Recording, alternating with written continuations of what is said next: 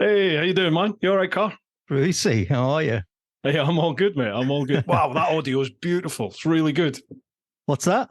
Your audio is fantastic. No, really. Yeah, it's brilliant, man. Thank you very much. First time I've used Sometimes it on a first time I've used it on a Zoom call. it's brilliant. It's really, really good. Awesome. Lovely job. Excellent. Mate, my normal camera that I use packed up literally as I started the meeting, so I'm using this one up here.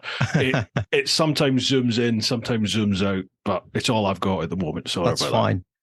How's my visual quality then?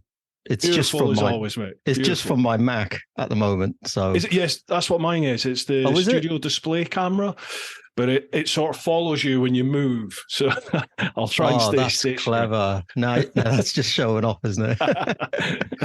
Do No, you want to have a chat at all before we crack on, or are you happy just to get going and we'll sort of get to know each other as we go? no, let's go. Let's just go for it. Let's Beautiful. freestyle. Right, happy days. Well, we started then. How you doing? Okay.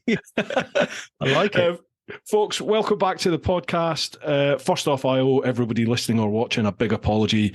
I've not been around for about the last month, maybe 6 weeks. It's just gone mental. It's just so busy at the moment with tours. When I'm away on tour, obviously I can't edit, and then it means there's a big backlog trying to get videos out, and it's just been a nightmare. So I've put the podcast on hold for the time being. We're sort of trickling back in now, so I reckon by August we should be back up and running, being regular, one a week.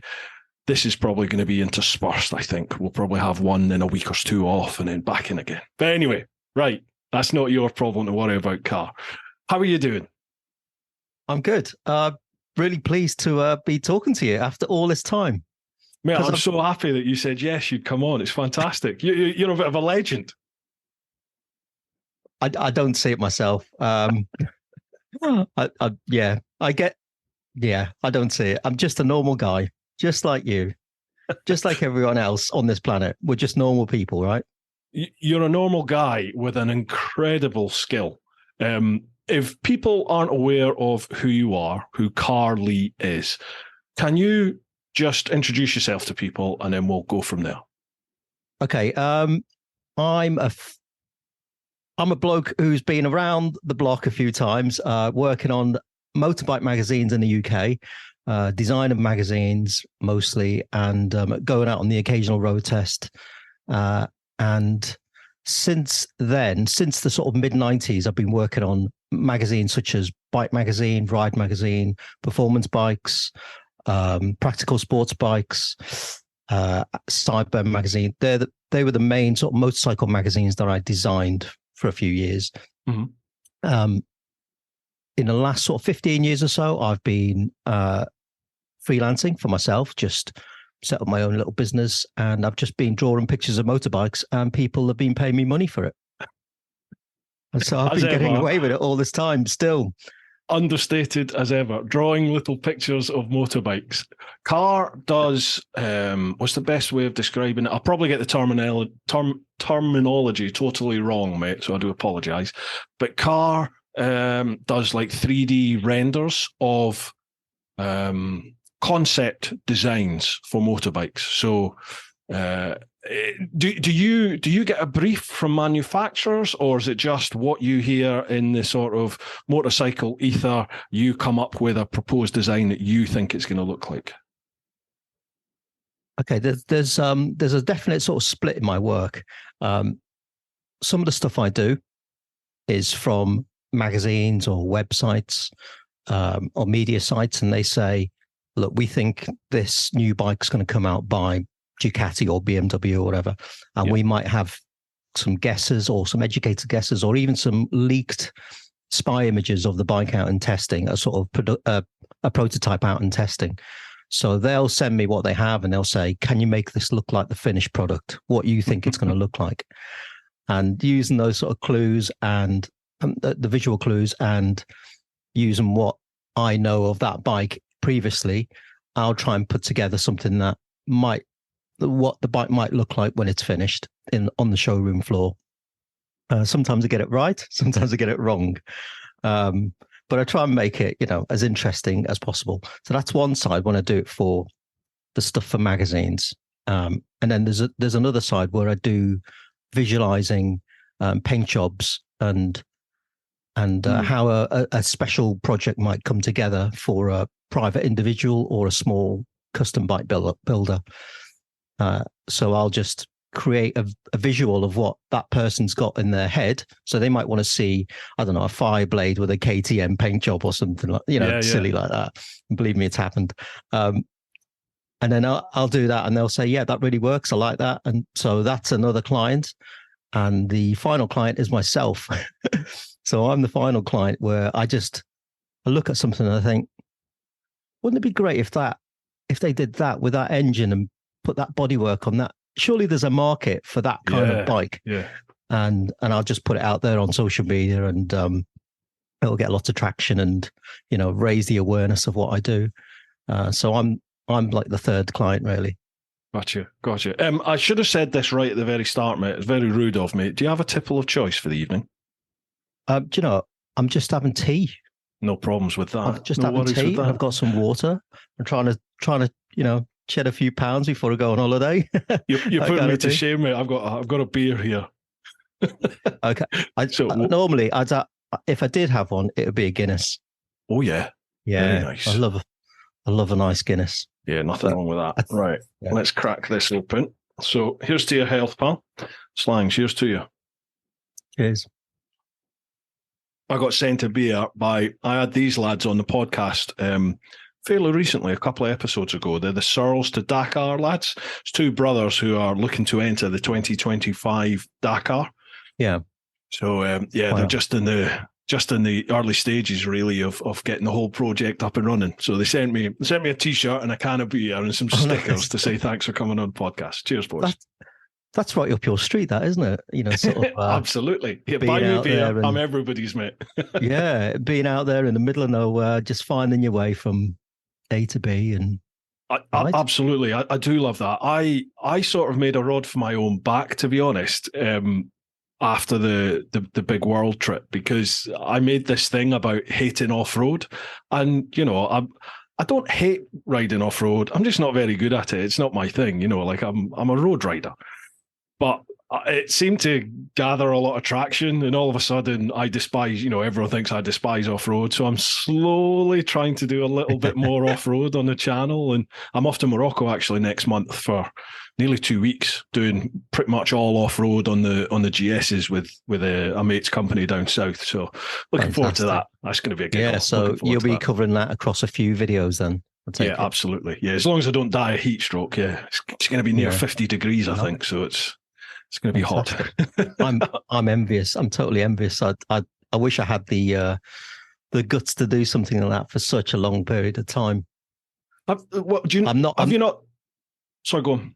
I've not done much off roading myself. I love watching it. I love the idea of it, but the slightest bit of wiggle on that back wheel, and it's clench bum time, isn't it? Says the man who sat on the turbocharged Hayabusa.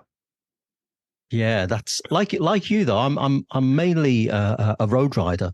Yeah. In a previous life, I did a lot of track days, but nowadays I stay mostly on the road. And that supercharged Hayabusa project that I've been involved with TTS Performance is I've ridden it on a runway, but it's strange when you're riding a bike on a runway on an airstrip, you don't really get a sensation of speed because the road, if you like, is so wide. You don't get lampposts coming past and hedgerows and things like that. It's just a wide open space. So you could be doing 150 mile an hour, but it doesn't feel it. But when you get that same bike on the road, or any super bike on the road, and you're in a narrow street, then those slower speeds feel really, really fast, don't they? Because everything's flashing by. Absolutely. Exactly. Yeah, you must have been to the TT, I'm assuming. I've have to confess, I've never been to the TT. Really? Never been to. I've been to see Irish road racing, right, a few years back, but I've never been to the TT. It's phenomenal, isn't it? As you said, the stuff I've seen is incredible. Yeah, the concept. I'll get there one day. Honestly, I say it to everybody. Just do it. Yeah. Just do it. I think I think the whole experience is a little bit different now. This year seems to be, they really seem to have made an effort with the coverage, with like, dare I say it, the production value of the whole event when you're there. People were saying that it just felt like, you saw more of the racing, even though you were on the island. Because I found when I've gone there in the past, you stand there trackside or roadside at whatever location you're at, and say you're following one rider, well, they fly by. 17 minutes later, they're coming by again. So you kind of miss most of the race, don't you?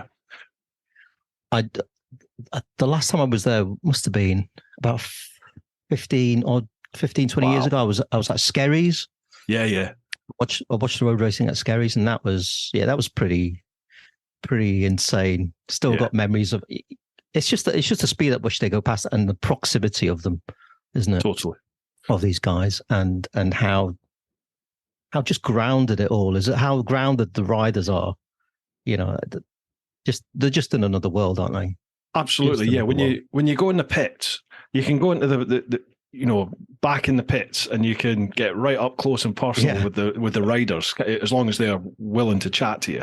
And literally, they're just talking to you like almost like a mate, aren't they? And then 20 minutes later, they're on the start line and shooting 200 mile an hour down Bray Hill. Well, wasn't Grand Prix back in the sort of 80s was like that, wasn't it?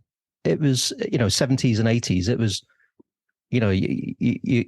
your Grand Prix riders, they were just they were drinking beers and stuff, weren't they? Absolutely. It seems to be much more accessible, doesn't it, for like the common person road racing? Yeah.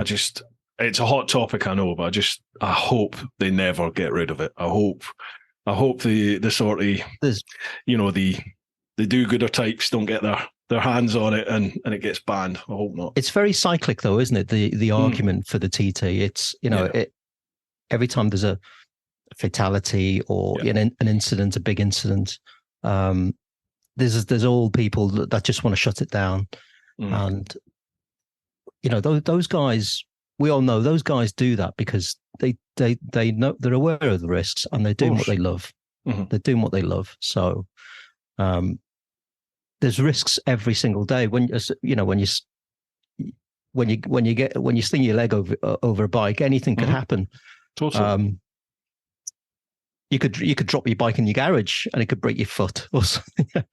We're all grown-ups, aren't we? We're all grown-ups, we're all adults, and we're all capable of making our decisions. And I don't think anyone should have the power to stop you doing what you want to do, within reason, obviously, as long as what you want to do is not harming other people and that sort of stuff.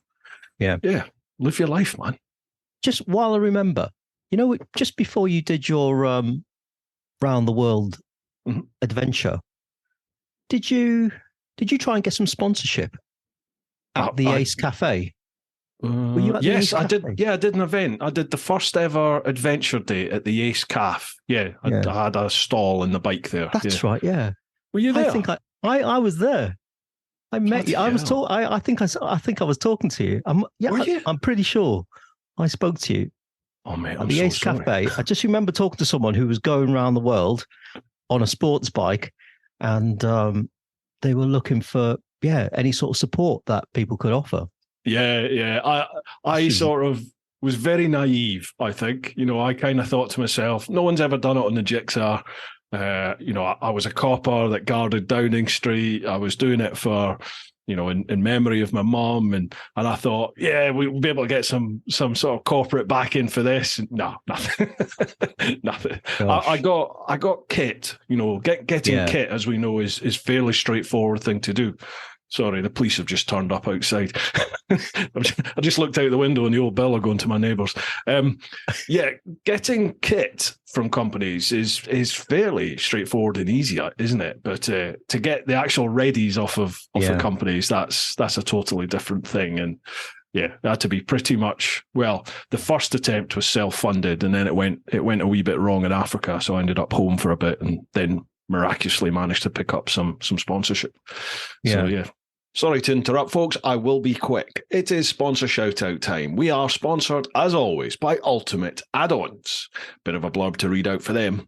Ultimate Add-ons are the premium manufacturer of mobile phone and action camera mounting solutions for motorcycles, with a kit for any bike and a proven track record of creating products that keep your devices safe, secure, and easily accessible. The Ultimate Add-ons product range is ideal for any rider, from the commuter to the round-the-world adventurer.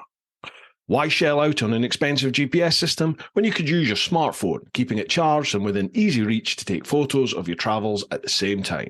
Ultimate Add-ons waterproof, shockproof, and dustproof tough cases are available for all flagship smartphone models and are designed by riders for riders. Find out why Ride Magazine gives Ultimate Add-ons their coveted Best Buy certification. Keep riding this winter with Ultimate Add-ons. It's all about the journey. Now, folks, if you head to ultimateaddons.com and use the code TeapotOne10, you'll get 10% off. I've got an affiliate link for them as well, which I'll leave down below. So if you listen to the podcast, check out the show notes. If you're watching the vid, have a look at the vid description. And obviously with the affiliate, I also make a slight commission off that. Costs you nothing more. So a massive thanks to Ultimate Add-ons. We are also sponsored by, as always, the Influencer Store. Influencer Store handle all my merch. You can see up there, I've got loads of hats, there's hoodies, there's all sorts of things. So if you head to TeapotOne.com, head to the shop, you can check out all the merchandise, and that is all handled by the folks over at the Influencer Store. The Influencer Store helps you build your brand, big or small, providing you with a solution and apparel. We help you to increase your fan base while supporting you with starting your own influencer clothing line with nothing more than just an idea or design, and there are no hidden costs. For more info, come check us out at theinfluencerstore.co.uk or drop us an email at online@influencerstore.co.uk for more information. Again, there'll be links down below, folks. Lastly, a big shout out to all of you over in the clan, over on Patreon. As always, folks, I keep saying this, but it is true. I literally could not do this full time without your support over there. So a huge, heartfelt thank you from me. If you'd like to go that extra mile and help support both the podcast and the main Teapot One vid channel, then head to patreon.com/TeapotOne. Again, links down below. A massive thanks to each and every one of you who's listening or watching the podcast. I love doing the podcast. I really do. And I love getting all the feedback from you, from all the various different guests that we've had.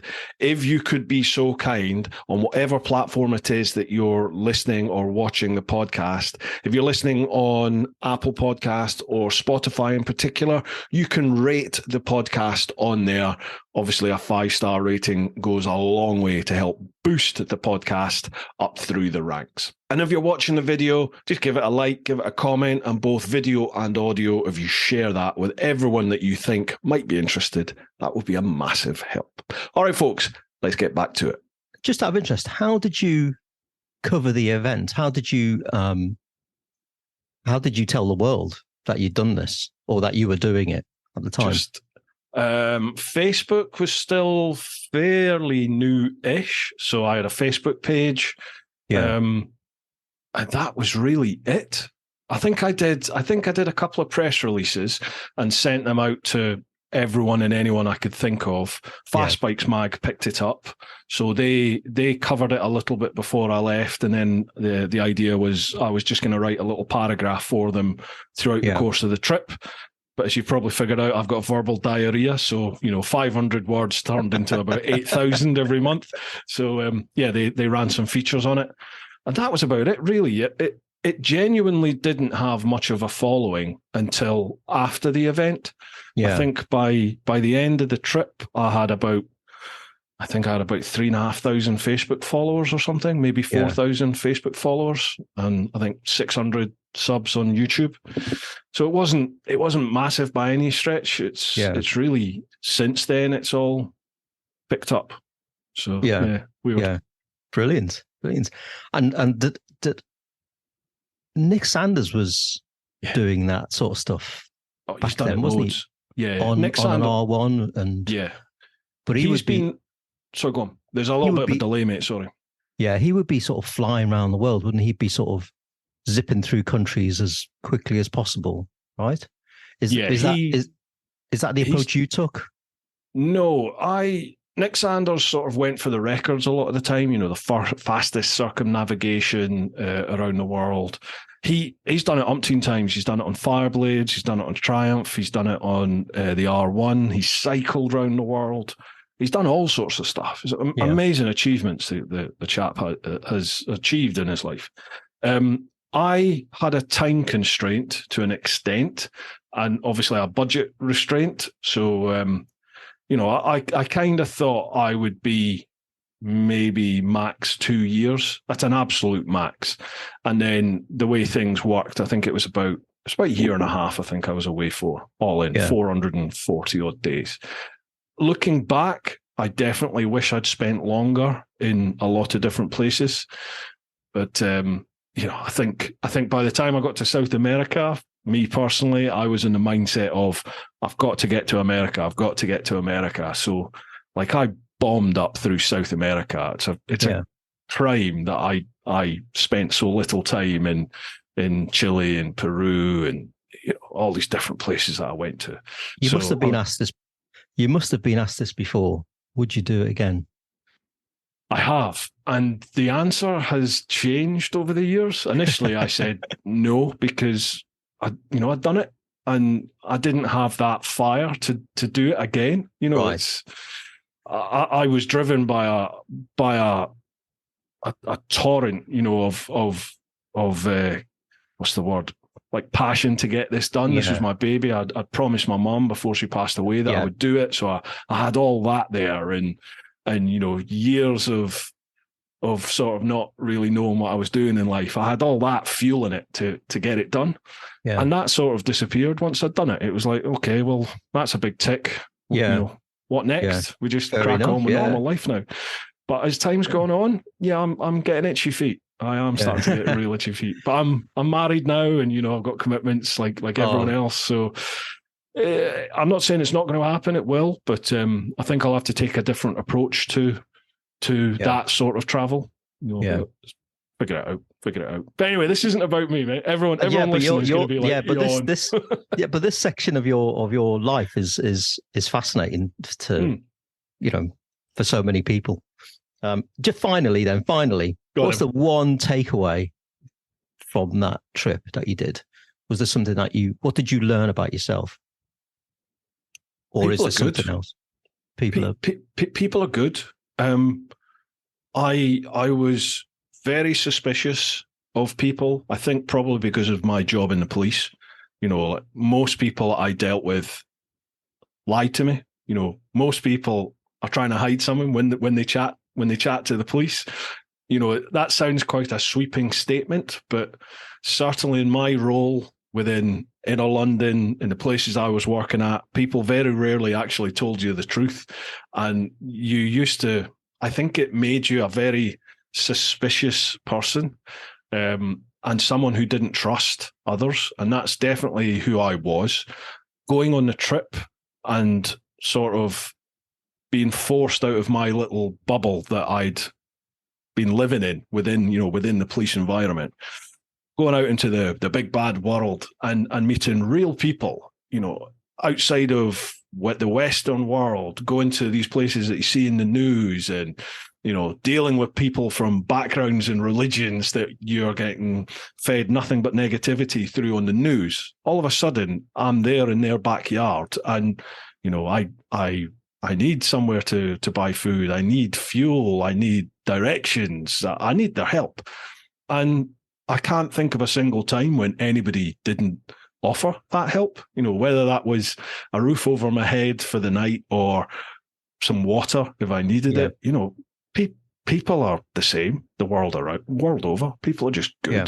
And I really try through this podcast and anything that I'm doing, I try to promote that, because I think especially this day and age with the bullshit that we get fed in the media, people are getting fed the wrong impressions, I think, about people and the world about them, and not just internationally. Here in the UK, it's we're a great country here in the UK, full of lovely people who will help, and I think we get very suspicious of each other because of what you get fed. we've become sort of strangely divided and tribal, haven't we? In a lot of ways. So it's good to sort of try and recognize that there's more to life than disagreeing with someone, or I don't know. I'm not quite sure what it is, but people are really quick to sort of offload their opinion now, aren't they? Massively. Certainly online, whereas in the past you weren't able to do that, were you? You know, no one had a soapbox the way we have now. Absolutely, yeah. Everybody has a platform now, and I think because of the because of the anonymous nature of social media, people give it both barrels, don't they? And people say things that I'm pretty sure they would never say to your face. They'll say because they feel protected behind their screen.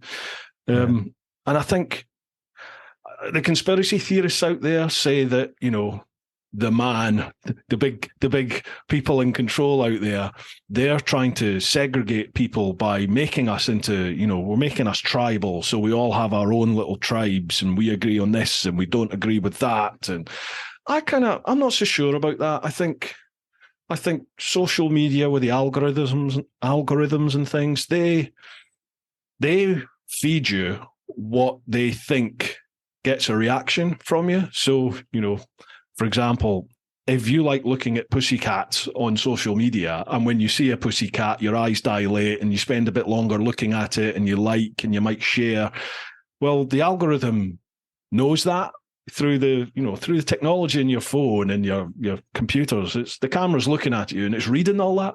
So the algorithm knows, right, that triggers you. So it'll send you more stuff.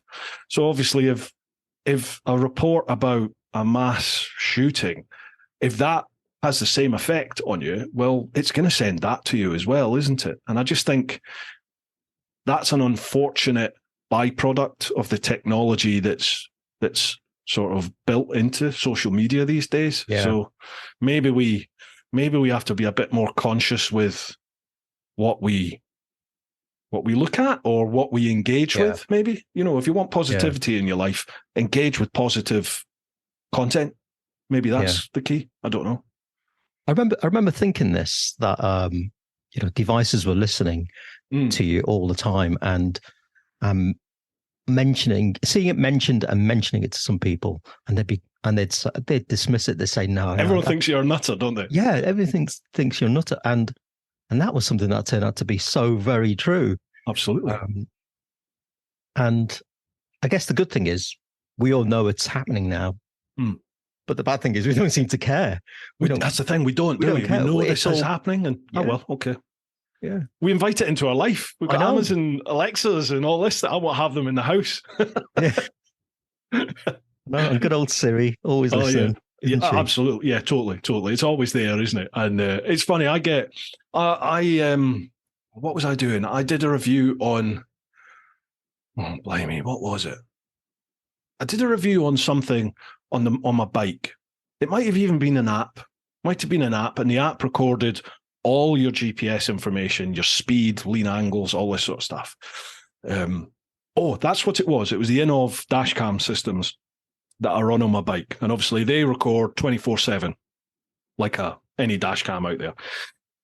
And people were like, well, I don't like that because you've got a record there of exactly where you've been, at what time, at what date, and what speed. Everything's there. You know, I don't want to make it easy for the police, blah, blah, blah, blah, blah, blah, blah.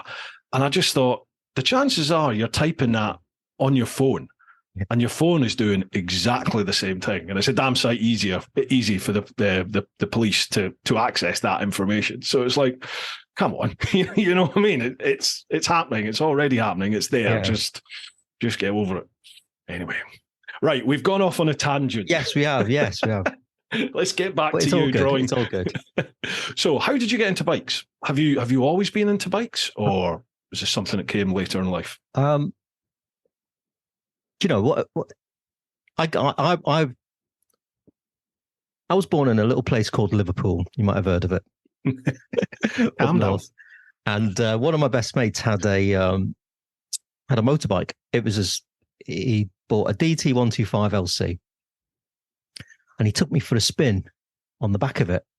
And I just thought, yeah, it's all right. It's all right. And so for a year, because he was a bit older than me, but for a year, I thought, do I like motorbikes or not? And I was undecided. And then another mate bought a scooter, Mhm. and 16 at the time, and he said, "Do you want to go the scooter?" And I said, "Nah, not really." He goes, "I don't mean on the back." He goes, "Do you want to go?" So he let me take his scooter around the block, and I thought it was amazing. It was the scooter that did it. It was being in control, Yeah. and sitting on the front, and being able to go fast. Yeah. Without Freedom. any effort. Yeah, and yeah. So I've been riding since I was 16. First bike, Honda SS50, bought it for 90 quid. Crashed it the day before I was meant to sell it. Um, and but it was great. Did 45 miles an hour, and to a 16-year-old, that's just the best thing ever. To be able to get away from the lights, and it was just amazing. And ever since then, been hooked. You see my cat in the background. I can, yeah. It's having a wee stretch in the sun. Yeah. So always been into bikes from the age of 16. How did I get into magazines? How did I get into motorbike magazines? I studied in London, graphic design, and I worked for a design company, doing packaging for the likes of Tesco and Summerfield. I don't know if you remember Summerfield. I do. Yeah, absolutely. So I did, I designed like, I don't know, gift vouchers and honey jars and things like that. And it totally wasn't where I wanted to be. However, it was a job in design. And what I did on the side was I did a bit of dispatch riding as well in London, which I both hated and loved in equal measures, because on sunny days it was amazing. You got the nice jobs. Aye. On days when it was chucking it down, not so much fun. So I did that for a while, and then I saw a job come up for a designer up in Peterborough, of all places, and I applied for it. It was a graphic design job. It was a magazine design job for Bike magazine, and I didn't get it. Did I get it? No, it was for another magazine. It was for another magazine. I didn't get it, but they kept my Rupert Paul. It was, and he kept my name on file. And within months, I heard back from them, and there was another position on Bike magazine.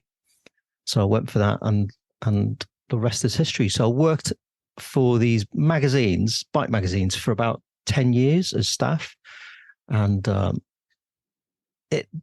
these were like the days before the internet. The internet was not a thing. So from about the mid-90s to 2007, I worked at a place called EMAP, which had all the main bike magazines in the UK. You had Performance Bikes, MCN, and these magazines at the time were selling a lot. There was, some of the big ones were selling like 100,000 copies a month, which was just incredible. MCN was selling 250,000. It was doing that was where people got their information from about motorbikes, and it was all about. I remember it. Yeah, it was all about the next big 600s test or 1000s test or whatever group test, and what these guys said went. What the journalists of at that time said, they were like rock stars, weren't they, in motorcycle circles? So I remember going for my interview and looking at Mark Forsyth sitting across a white box looking at some transparencies, and I was like, God, it's Mark Forsyth sitting there, and all the other guys that were household names in motorcycling households, that is. Yeah. It was just such a cool environment to be in, and seeing all these motorbikes parked up before anyone else in the country had seen them. These bikes were out all parked outside, just sort of. It was all a bit blasé. It was like, oh yeah, here's the 4 of the greatest super bikes just parked up.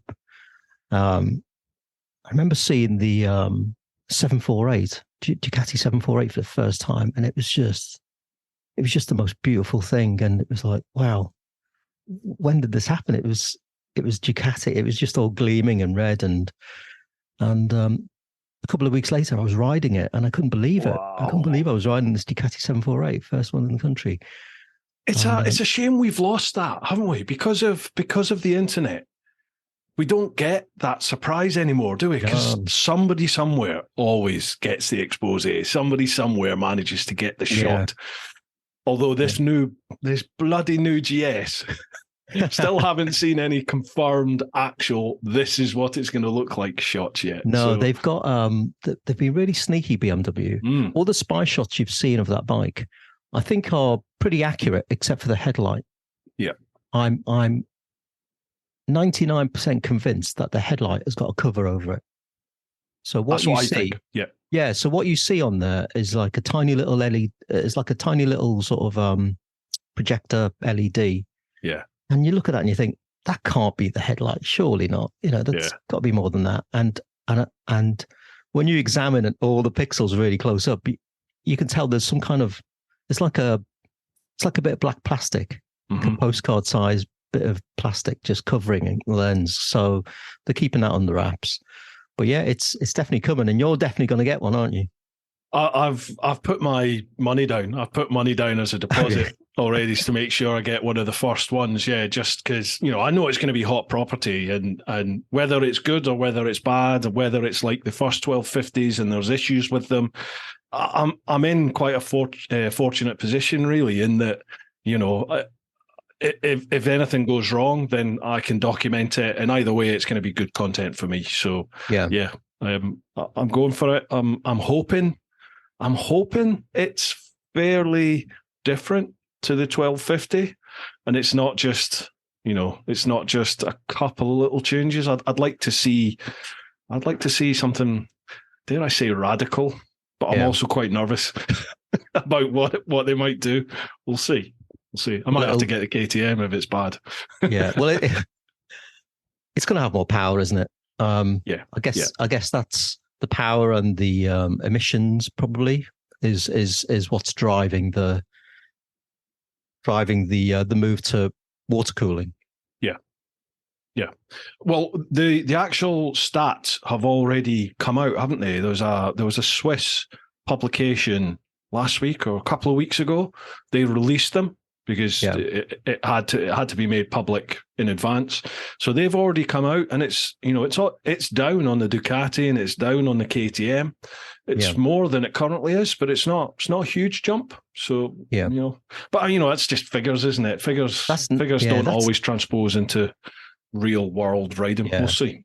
Yeah, there's never been the thing though, has it? The big sort of horsepower numbers for GSs. It's never been about that, has it? No, absolutely. I've always said that they're not the perfect bike, but they do 90%, 95% of everything well. And it's, as always, it's the aftermarket care that you get. That's why I go with that brand. Right, that's half of the audience currently throwing things at us because we're talking about bloody GSs again. But before we move off that car, when are you doing a little design for that? I've done one already. I did one when the images first came out. Did you? When the early images came out, I did it for a German magazine called Motorrad. I will have seen that then. Yeah, I've done so many GSs for Motorrad, and they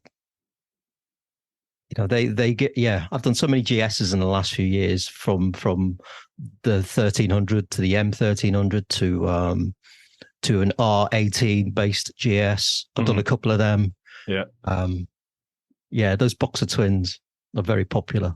Yeah. But I'm overdue doing an updated one of what I think it would look like without that shield on the headlamp. But until I can get to that, I've got a couple more. So I'm looking on to the side. That's where my job board is. Gotcha. I've got a couple more BMWs to do in the next few weeks. So right. I look forward to seeing what you come up with then from the front. I'm hearing a September launch. That's not confirmed. That's just what the rumours are. September launch, and then in the showrooms for you to buy November. So we'll see if that actually happens. Yeah, we'll see. Your eyes are lighting up when you say that. Well, it's new bike time, isn't it? This is the longest I've ever kept a bike, other than the round the world jigsaw. I still got that. But yeah, I just had to get this latest GS. I had to get it MOT'd. It's like, bloody hell, second bike I've ever owned that's had to get an MOT. Yeah. Congratulations. So, thanks. Yeah. Right, where were we then? So we've got you moving into bikes and into the magazines. Oh yeah, yes. This is something that I was intrigued to know about. So if you've been designing, labels and product for the supermarket environment, how do you make the jump to magazines, and in particular into bike magazines?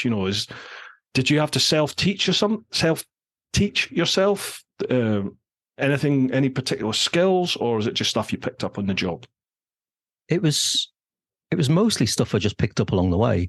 I was trained as a graphic designer, but my real passion lay in motorcycles, and to be able to combine motorcycles with design, graphic design, was just like, this is a dream job. Yeah. And to get to ride the occasional new bike as well, absolutely dream job. Going out on road tests, going out on launches, press launches. I really had to up my game, my riding skills as well. Yeah. Just to be able to evaluate a motorcycle properly. But yeah, it was a real experience. Working on magazines day in, day out. You learned about working to deadlines as well, organizing photo shoots, meeting famous riders, and just going to nice cool events and getting all the kit supplied to you, getting a free bike every year, all that kind of stuff. It was just, what better environment for someone who likes motorbikes and likes design.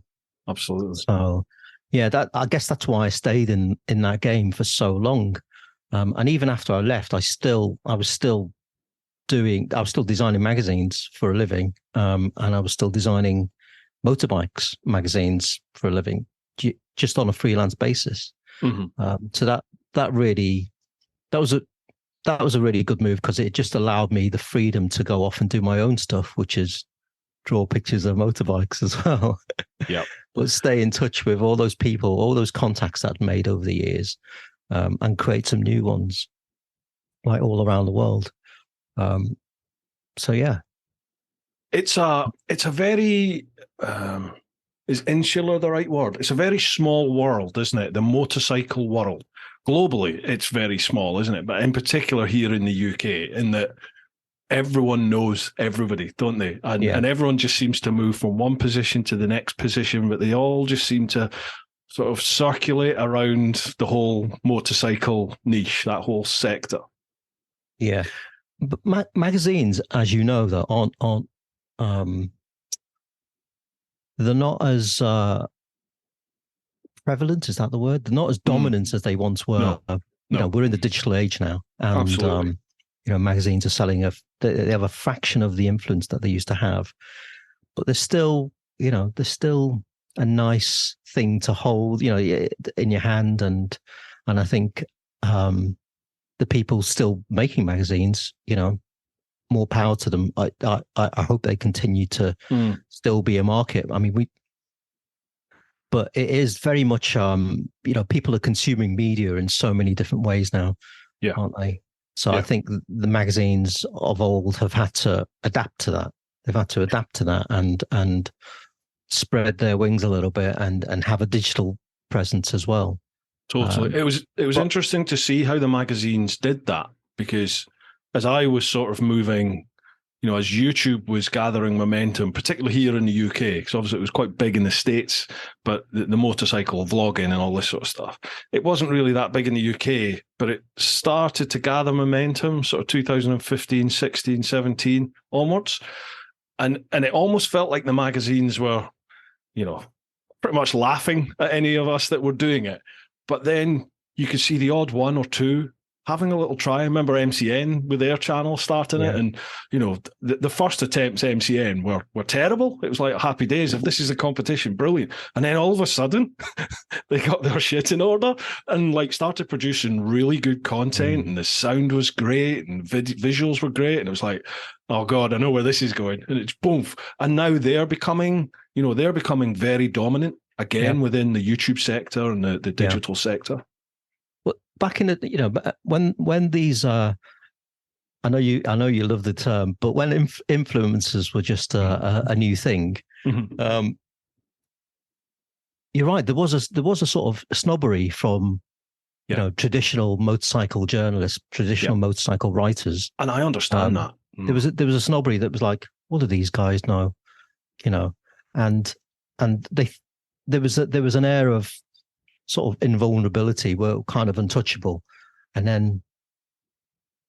But the thing is, the air was slowly coming out of the balloon.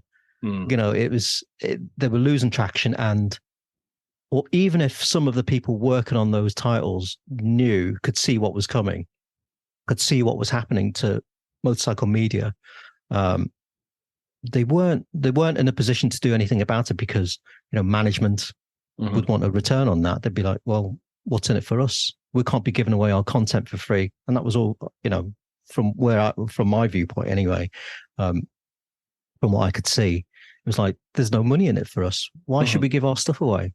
Why should we, show our hand? We've got to protect this sector at all costs. But slowly, the slice of the cake was just getting smaller, wasn't it? It was just getting smaller, and people were more into sound and video, and all that was coming to the forefront, and those guys that was at the forefront of that, the influencers, the YouTube guys, they had a head start. They were learning as they went, and obviously, you got so many people now doing a really good job on really small budgets, and just finding their own feet. And and so the magazines have had to learn pretty quickly. They've always had the skills to do it, but it's those sort of decisions that are made higher up that say, yes, go ahead and do this, put your energy into this. And that's the benefit, I think, of being like an influencer, where you're self-employed, you're a one man, one woman, one person band. You haven't got that. You haven't got that management team that are making decisions above you. It's just like, what am I going to do? Right, let's just do it. It's interesting what you said there about the established journalists' sort of attitude towards the YouTubers in the early days. I totally get it, because I find myself like that now with some of the new lot that are coming in. I'm like, what do you know about bikes? You know what I mean? Like, why should I attach any weight to what you're saying? And then you sort of catch yourself and go, oh yeah, that was me. That was me like 5 years ago. Oh, okay, right, yeah, get you. I mean, it is, it's completely understandable. These guys have been doing it for years. They've got all that experience, they've got all that knowledge, they've got all that contact, and then these young kids come in and they're snatching little bits of attention from them, and there's a part of them that doesn't want to accept that. I get it. I totally get it. But now, like you say, they're all up to it. They all know that's an essential part of getting that message out. I think I remember when certain influencers would go on a launch or whatever, and they'd be out before some of the big guns. And, if it's MCN's got at least a week behind. If it's a motorcycle magazine, if they're could potentially be 2 months late on the scoop, if you like. So the internet was where it was at. Any sort of fresh news it could come out straight away. You didn't even have to be good. You just had to be first. Absolutely. And and people, that's what people were hungry for. They wanted to see this stuff first. And now we're in the era of YouTube Shorts, Instagram Reels, things like that. So it's less than a minute's worth of content. I think ideally, you want less than 40 seconds. Yeah. And that can be as raw as you like. So literally, you can be there, film it on your phone, post straight away. You're talking minutes, from a launch. The second the embargo is lifted, you can have content up in minutes. It says me that is notoriously slow at getting any content out there, but it is possible. You can do it now. Yeah. Yeah, no, absolutely. I get it. It's, people have got such short attention spans now, haven't they? Which is why we have reels, under a minute, which is why they do so well, because people get bored and they just want to swipe on, don't they? Yeah, totally. In magazine land, it was always the case where I'd be designing a cover, and the cover would always have to work. It'd have to stand out on the shelf, just like it does in your Instagram feed. It has to stop the scroll. It has to stop people scanning by. So you'd have to design a cover that could work in 2 to 3 seconds. If it didn't work in 2 to 3 seconds, you'd lost your moment. Which is exactly the same in Instagram now. Thumbnails, for YouTube and YouTube thumbnails. If you're not getting that message across in a couple of seconds, forget it. With a striking image or a really catchy headline, and they've got to work. There's a real skill to it, and it's got to work in tandem, hasn't it, with the caption as well. The first few words of that caption. It's a skill. I haven't mastered that yet. No, same, absolutely the same. That's interesting. I was going to ask then, seeing as that the magazines are still out there, have they had to adapt in in their design and their layout then to accommodate the modern digital era? Or is it that, as we just discussed there, the modern digital era is actually taking a lot of things from that traditional print design methodology, in terms of layout and things like that? Are the two interchangeable, or is one affecting the other more now, do you think? I think there are some basic rules that apply to both internet and magazines. When you're designing a magazine, you have to sort of guide the reader through a feature. So if you're designing a feature, it has to be really easy to read. Right. The signposter needs to be correct. So then it needs to have a flow, so someone can enjoy that feature without having to pick out the text from an image or strain their eyes. and it just has to read, it just has to read smoothly, be a smooth experience. On the internet, I think it has to have similar rules, doesn't it? You still have to have that good signposting. You need to be clear about what it is the message you're trying to convey. Yes. And not get, you have to get to the point. It has to have a purpose. So again, it has to guide the reader, visually, or even through sound, as to what's coming next. So it's just about making the content digestible, isn't it? You have to make it sort of tasty. Yeah, definitely. I don't really follow the motorcycle YouTubers too much. I traditionally follow the vloggers from YouTube. So obviously Casey Neistat, Peter McKinnon, people like that. They're the granddads of YouTube sort of vlogging, and listening to them, particularly Casey Neistat, who comes from a traditional film background, and then he's sort of utilizing his film skill set in producing his YouTube content. Listening to him, he always said story is king, and it's like you need to have the first, second, third act, start, middle, end. You need to take, no matter how long your vid is, you need to take somebody on a journey, and it needs to be a clearly set out journey, and it needs to come to an acceptable conclusion. People need to feel like they've had their cake, they've enjoyed it, they've finished it, next, and leave them hungry for more. And that's definitely something I try to do in my vids, but I'm very aware that there's very few of them where I would say I look at and go, yeah, I think I've ticked those boxes. It's difficult to do in the sort of world I live in with YouTube. It's all trip orientated mostly, where you're just filming, you're just reacting. You're not setting up a shot and I'm going to do this and then I'm going to do that. You're reactionary filming. I get that. It's storytelling, isn't it? Yes, that's storytelling. And I try and get that. I try and get that across in Instagram posts. I mean, Instagram's mostly where I live these days on social media. A bit of Facebook, but mostly Instagram. And I love being able to tell a story over a carousel, and the art of it's a bit like magazines. It's putting that content into bite-sized chunks so that it can be enjoyed, and without overpowering or overwhelming someone who's swiping through. Because sometimes I think a lot of people try and tell too much, and they're just not there for that. Not on Instagram anyway. Yeah, but I think there was a video of yours that I watched a while back now, and I was doing what was I doing? I was doing an article. I was writing an article because I do a bit of writing as well. I was writing an article and I was creating a electric concept bike. So I was doing loads of research on electric bikes. Yeah.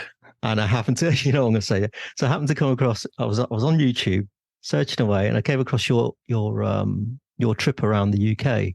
Oh yeah. On the Energicas. Yeah. Don't ever do that. Yeah. Yeah. I was fascinated by it. And what was good about it? It was refreshingly, and this is a word that's used a lot, but it's so true. It just felt really authentic.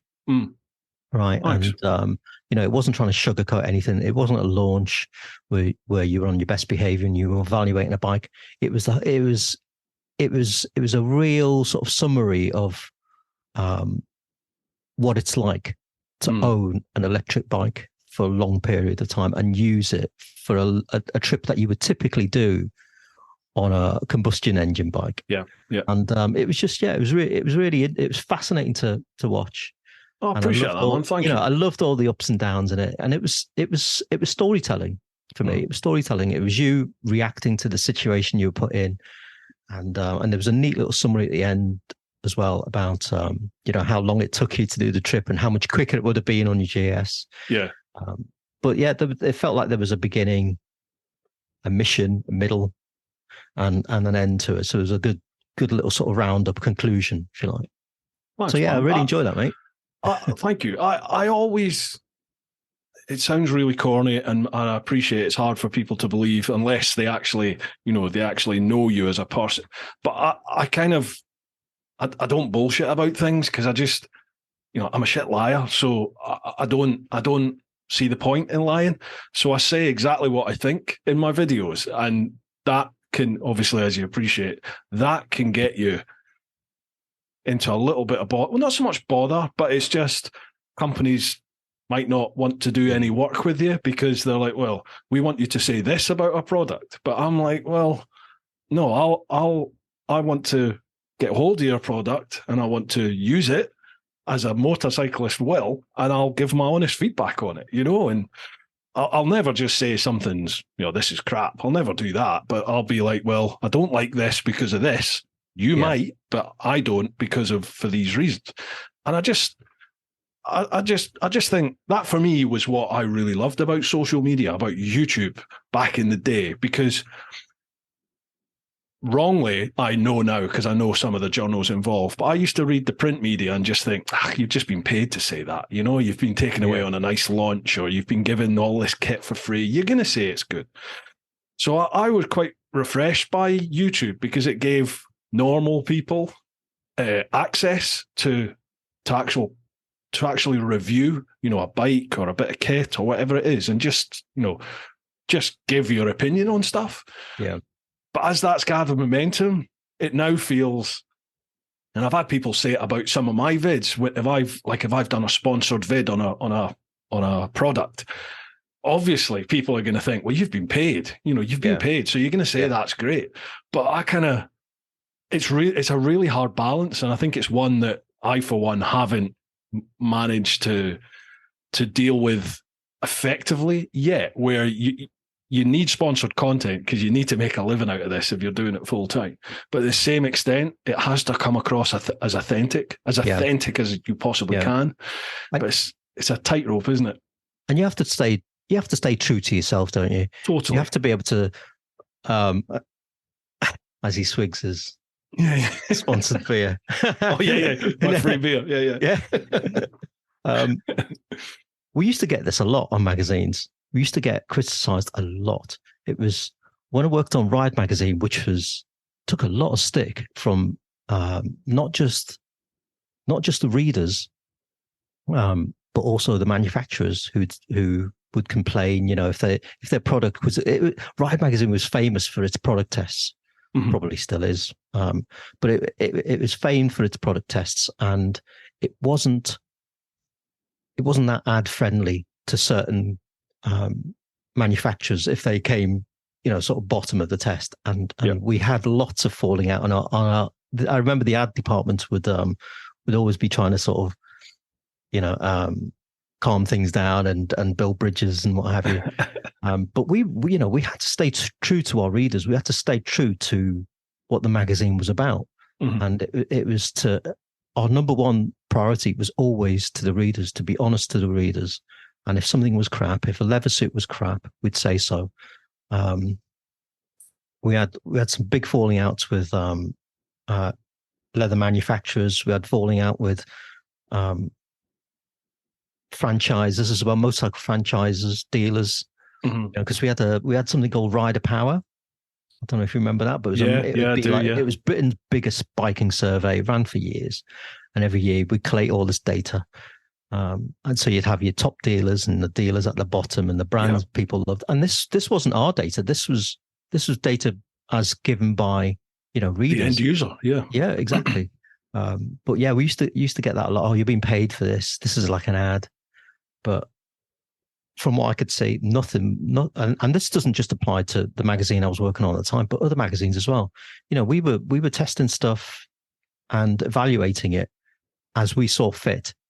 And to my knowledge, there was no backhanders. There was none of this. There was no money in brown envelopes. Yes, there were some nice launches, but there's ways of evaluating something and giving your opinion of something that's not very good, but saying it in a constructive manner. Yeah, the old shit sandwich, isn't it? Shit sandwich. Bad. There's good. Exactly. There's good and bad in everything, isn't there? And totally. Yeah. So as long as you get across the points which you need to get across, but in a fair manner, I don't think you can ask for any more than that, really. Totally. Yeah. I've always said it, and integrity is everything, really, because the second someone thinks you're full of shit, then it's over, isn't it? Yeah, exactly. Why, nobody's going to believe anything you say then. Yeah, absolutely. So, it's your, your brand is your name. Absolutely. It's, if people don't trust you, why would they bother listening to anything that you say? Yeah. So yeah, you've got to stay sort of authentic, genuine, true to yourself. And you can't go wrong then, can you? I don't think, anyway. Well, there's always somebody has something to say in the comments. Always. Yeah. Right. Speaking of which, obviously I post out on my socials to say who the next guest is, and then people have the opportunity to leave some questions. Right. Are you okay to go through some questions with us? Yeah, fire away. Lovely job. How long have you got, Car? I should have asked this at the start. How long have we been on for? An hour? We've been doing an hour now. Oh gosh, we've been chatting for an hour. Already. How long do you need? I think the record so far is 4.5 hours. So, whatever you want. I don't think I've got that. I might have another hour. Okay, mate, no problems. Yeah. Right, we'll crack through these. Right, first off, we'll go to the clan over on Patreon. So it's patreon.com/TeapotOne. First one, Charlie Callard. Glad to see the podcast is back, mate. We'll definitely be listening to this one on the Scotland trip. Cheers, Charlie. So I had a quick look through Car's Insta, and my favourites by far are the Hornet and the red and black GPZ 1000R Top Gun bikes. My question, where on earth do you get your ideas from? What you create are simply stunning. So where do you get the ideas and inspiration? First off, thanks for that. Love a bit of good feedback. Love feedback in general, good, bad, ugly, doesn't matter. As long as my work's not being ignored, it's all good. It's all good. Where do I get my inspiration from? I think for a lot of stuff, the Hornet and the GPZ that your man's just picked out, they weren't really done for any. They weren't done because there was a new model coming out, so I didn't have to remain accurate. I just designed those bikes, as to how I would like to see them. Yeah. So if I was going to put my money down on a Hornet, what would I like to see on there? So, for instance, there's two versions of that Hornet, if I remember right. There's one with a single-sided swing arm, and there's one with a traditional double-sided swing arm. A Hornet's never going to come out with a single-sided swing arm. It just isn't, for cost reasons. But if it were my bike, if I was head of design in Honda, I'd be like, stick a single-sided arm on that bad boy, and because I just want it to look cool. You know, my memories of the Hornet are, it was just a fun bike, had a bit of attitude to it, and yeah, it was a little bit badass, but you could also take it home to meet your mum, kind of thing. So I just wanted it to have that extra sort of spark to it, and a bit more attitude, a bit more bad boy attitude. And the Hornet that actually came out, nice looking bike, come out really cheap, really good value bike. Yeah. For me, it just lacked a little bit of spice. So it just, all I did was add a bit of chili pepper. That's all I did. Yeah. With the GPZ, a bike I always wanted. So I tend to get more fired up and more imaginative for bikes that I've really desired at one point or another. Yeah. So GPZ 900, wasn't that just the coolest bike back in the mid 80s? The Top Gun bike, yeah. The Top Gun bike, yeah. And the H2 engine, my God, you know, Kawasaki could do so much with that engine, and they are. So I've done quite a few concepts using that engine, and they always look great because I love that engine. I love the sound of it. I love the idea of it, you know, that we're making in this day and age of speed limits and dash cams and traffic cameras. Kawasaki have just said, sod it, let's just stick a supercharger in there. Yeah. The chirp on it is beautiful, isn't it? Yeah. I just I see Chopsy's bike and I just think, oh, I so want something like that. And despite how uncomfortable it is or how impractical it might be, superchargers. But I'm pretty old school. You know, I remember the days when the Japanese manufacturers all had turbocharged bikes. Mm-hmm. I even owned two Yamaha turbos, two of the things, and they were both a bit shit, to be honest. But hey, I had a turbocharged bike, and that's all that mattered.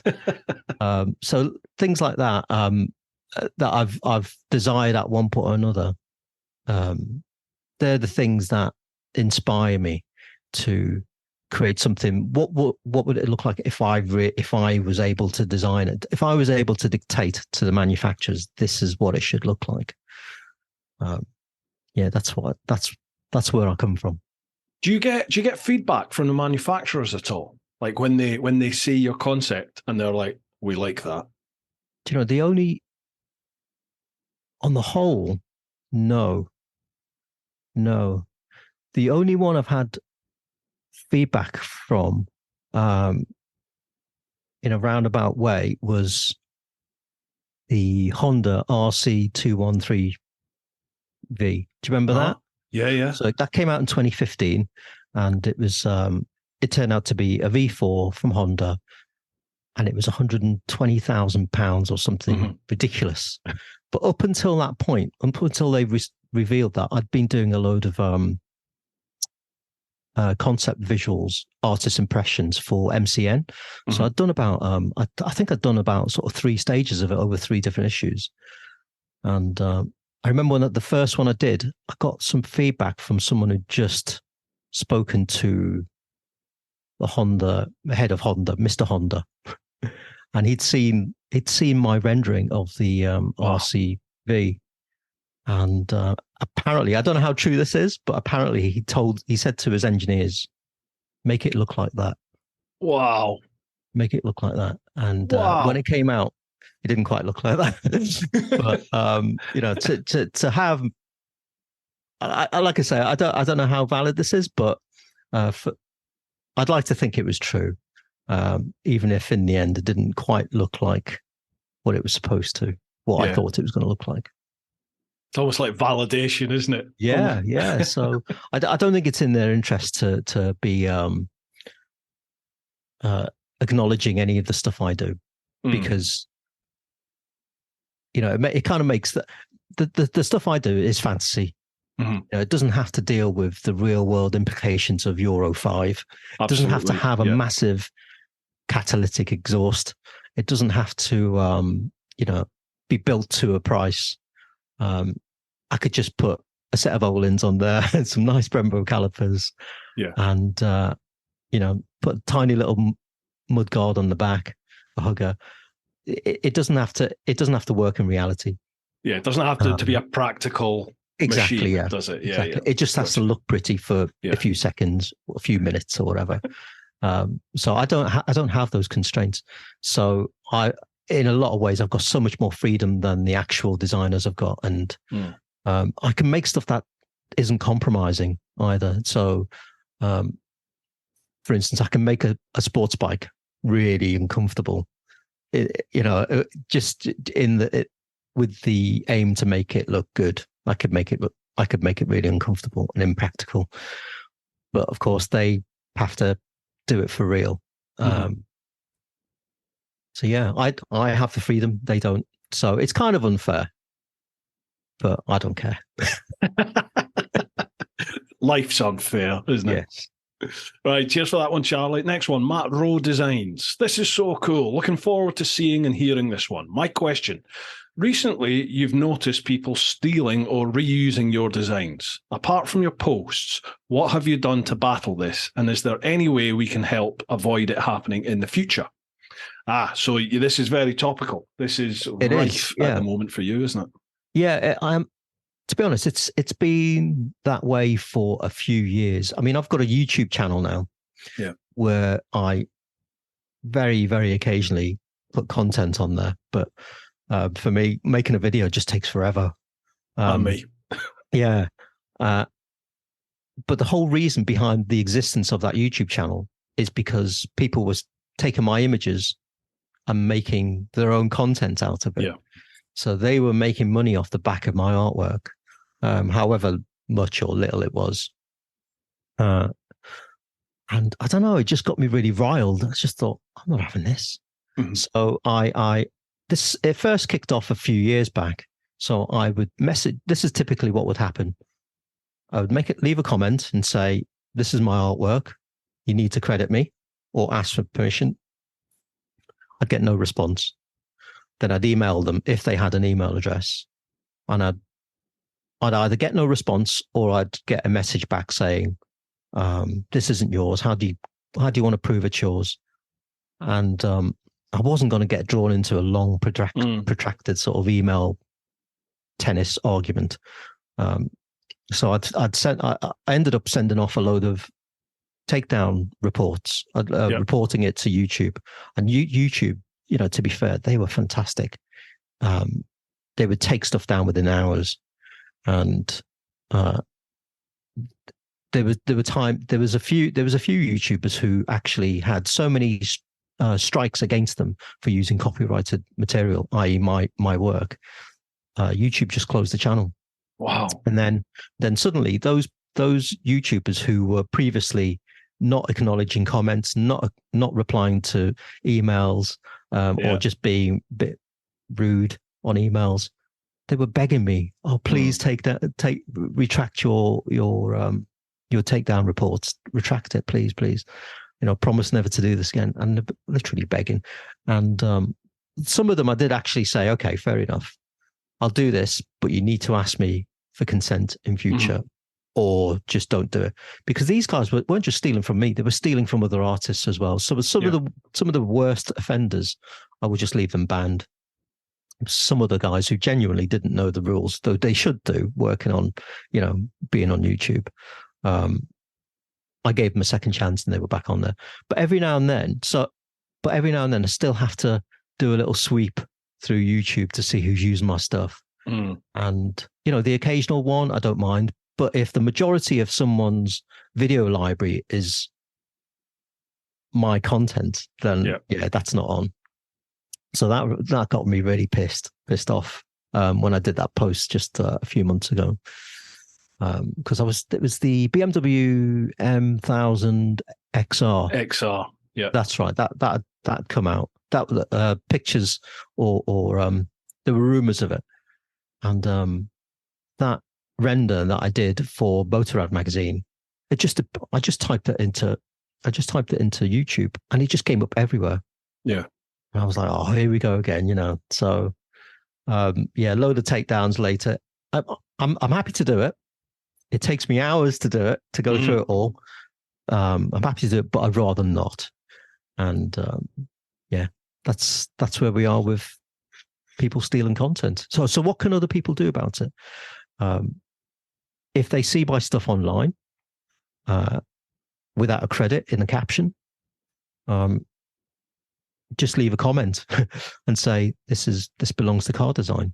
And they can tag you as well, can't they? They can tag. They can tag my channel. My official channel is motoKandi. It's called motoKandi, and tag me in that, or send me a DM on Instagram. And if that person is a serial stealer, then I'll just issue a takedown report. And if it's just the odd one or two, I tend to let it slide.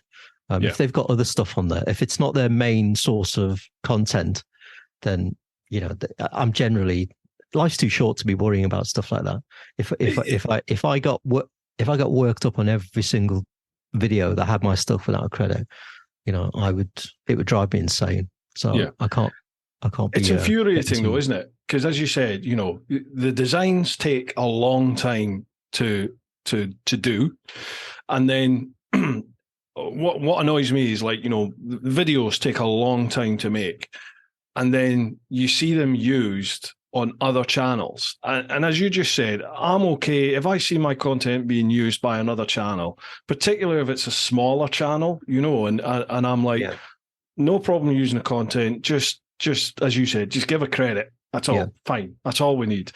But what really irks me is when you look, and it's a massive channel, you're looking at a channel with 100, 200, 300,000 plus subscribers, and they're getting huge views. You just think, you utter bastard, right? Because you're just using. It's like when I watch YouTubers who just use the press pack material, that really fucks me off. Like on a new bike, the manufacturers send you the press pack, don't they, with all the shots and the videos and stuff in it. And there's a few people out there who just take that and then whack it into their video, put a voice over the top, and you're like, it's not even your content, is it? It's just that hacks me off. But I've had a couple that have just totally nicked an entire vid, really, and used all the B-roll footage that I've used. They've used that time and time and time again through a video with a voiceover, and that's their vid. So what do you do in that instance when? Do you bother issuing a takedown, or? I've got to admit that there's been two of late. The first one I just let slide because I just looked at it and thought it's getting big views.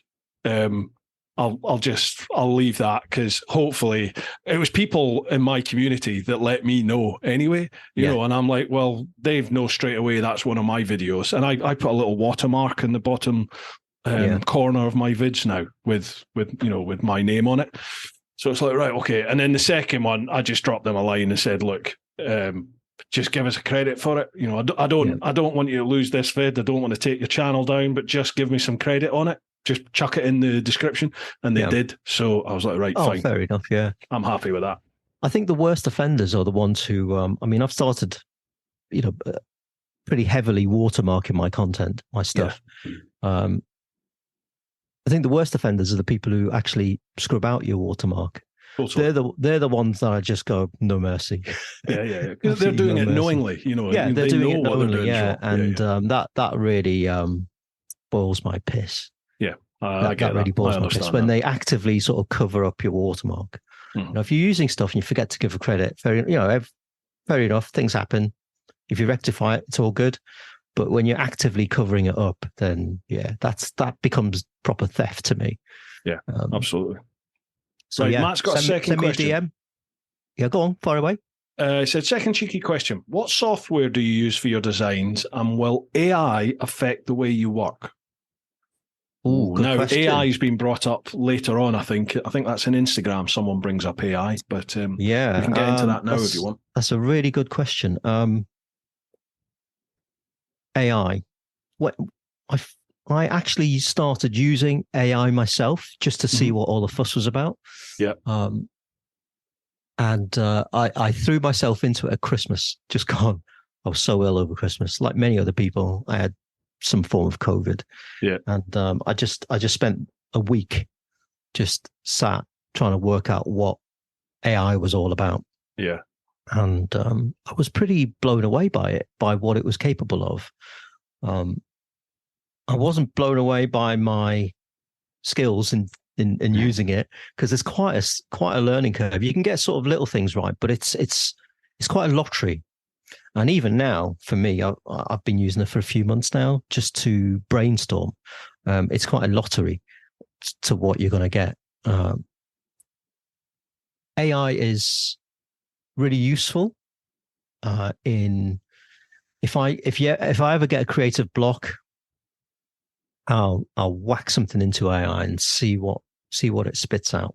Mm-hmm. And it's very hit and miss. I have, on a recent job, I must have spent hours putting it through the AI mill, and it turned out I just wasted that time completely, because what it came out with from my instructions was just useless. It was useless. Yeah. It wasn't even. It couldn't even inspire me to something else. So I reverted to my old traditional techniques of coming up with an image or getting inspiration for an image, and that just worked. So on occasion, it's worked well for me to act as a starting point or to inspire me for something. And in other occasions, it's just been useless and a complete waste of time. So that's where I'm at with AI. I think the AI technology is still in its infancy. It's still really young. Yeah. So there's a lot of way for it still to go. Like, it doesn't do text very well. It can do certain things well. It can do certain things not very well.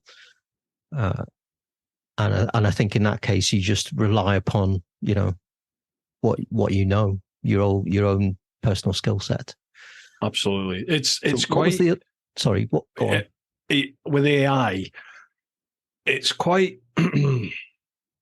I don't want to say worrying, because I don't want to be like that with AI, but to see where we're at now, and even how much AI's progressed, like ChatGTP, for example, how much that's progressed from the previous carnation to the current revision.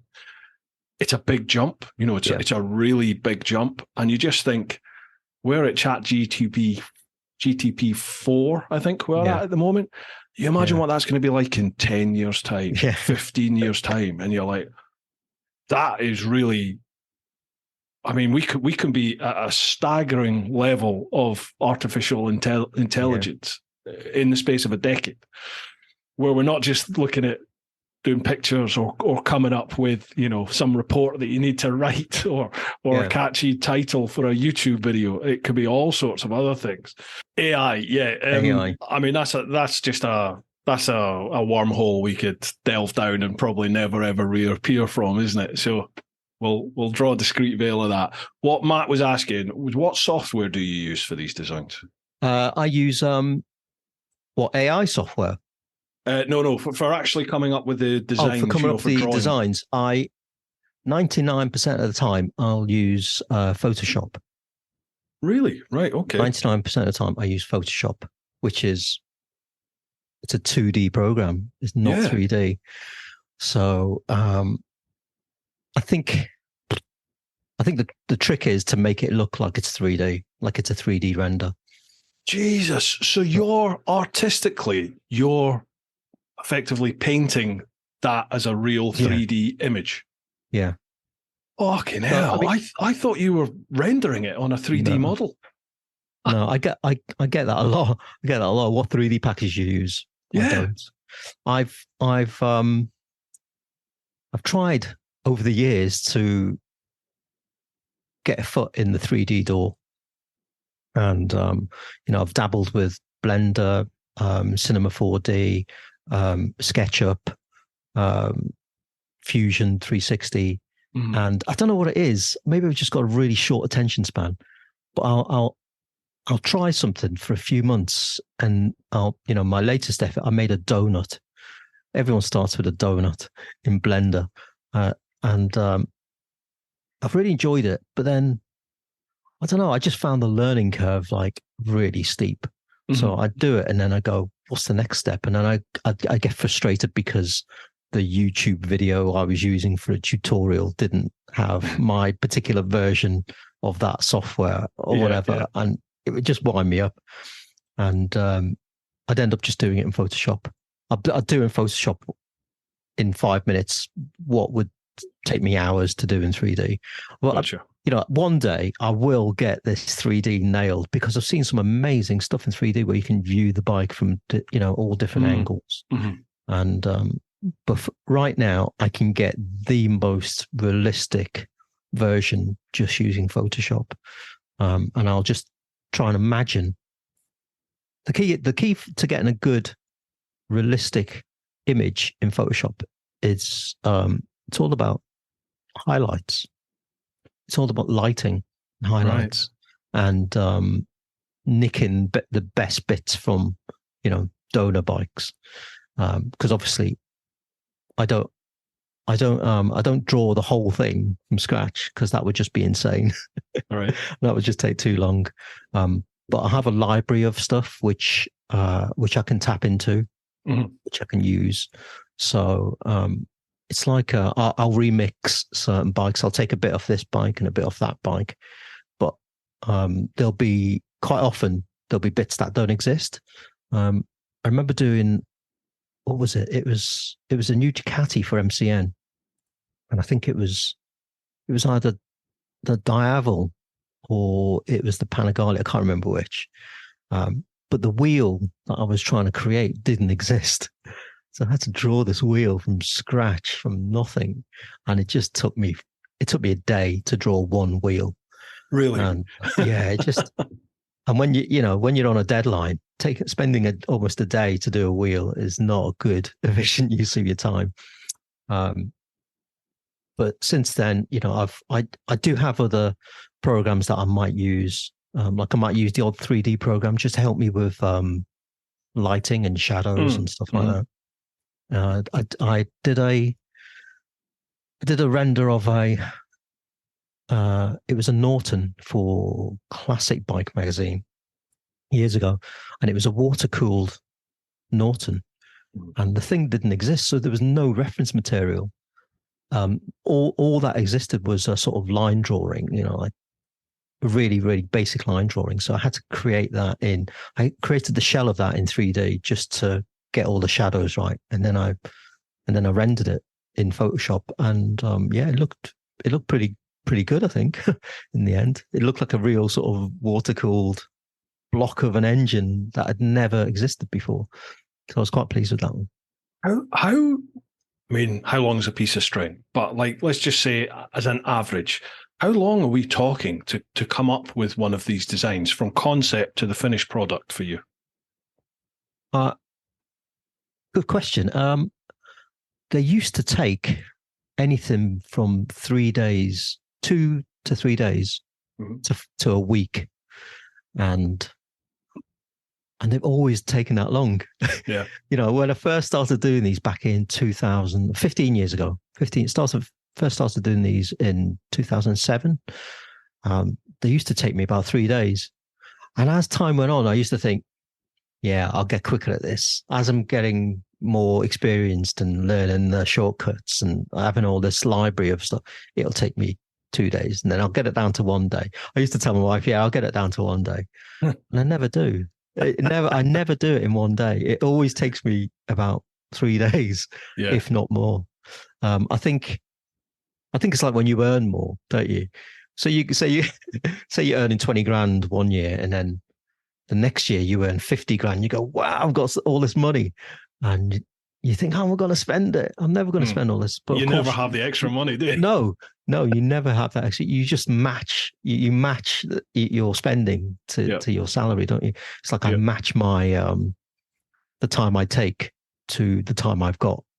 Yeah, which is really bad because I think I should be doing these quicker, but I like to sort of get things as good as I can possibly get them. Yeah, I totally right get up that. to the deadline. Yeah, I totally get that. With Photoshop, have you tried the new beta version with AI in it? Yeah. What are you thinking? It's nuts, isn't it? It's absolutely crazy. Nuts. So, obviously you've used it. I use an AI program called Midjourney. It's the most popular one, I think.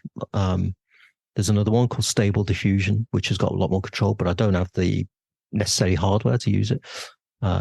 So I use something called Midjourney. So what works really well, not necessarily for bikes, but for anything else, is creating something in Midjourney and then expanding upon that. So Midjourney is really good at doing people, for instance. So do a portrait of a bearded man, for instance. And it's really hard to get the bearded man to sit on one side of the frame. Mm-hmm. He always ends up sitting in the middle. And so it's really bad for that. However, once you've got your image of the bearded man, you can take it into Photoshop and you can do your generative fill on the other side.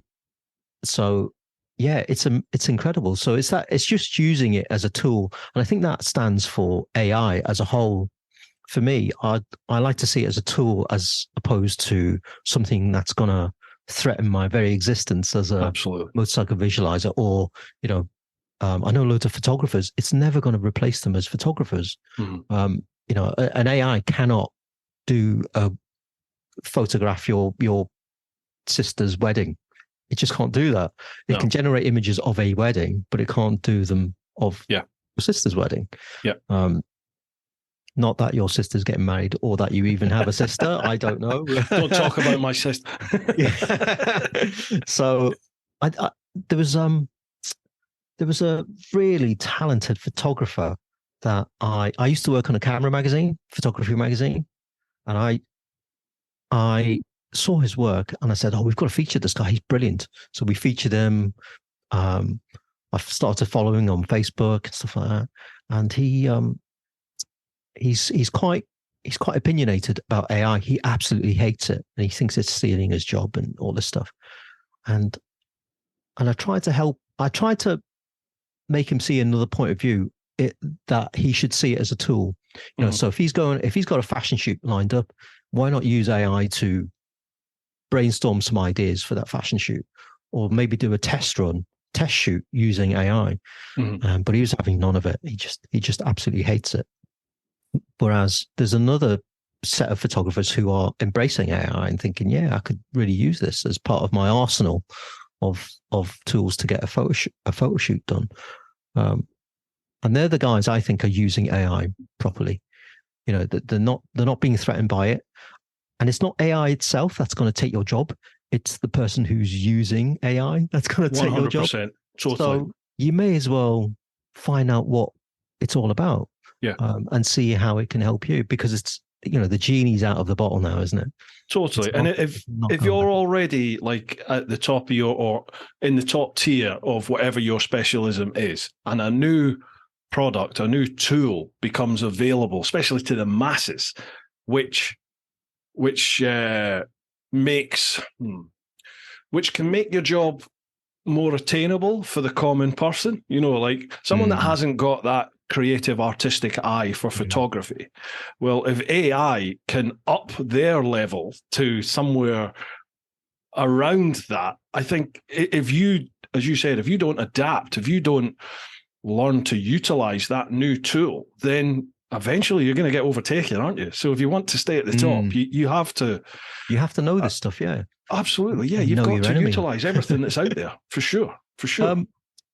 I should be annoyed more than most, I think, about AI, because what I do is I imagine something that doesn't exist, and I show you what this thing might look like. Yeah. So AI can now do that with, if you got access to the internet and a keyboard, Bob's your uncle. You can do that to your heart's content. You could do what I do.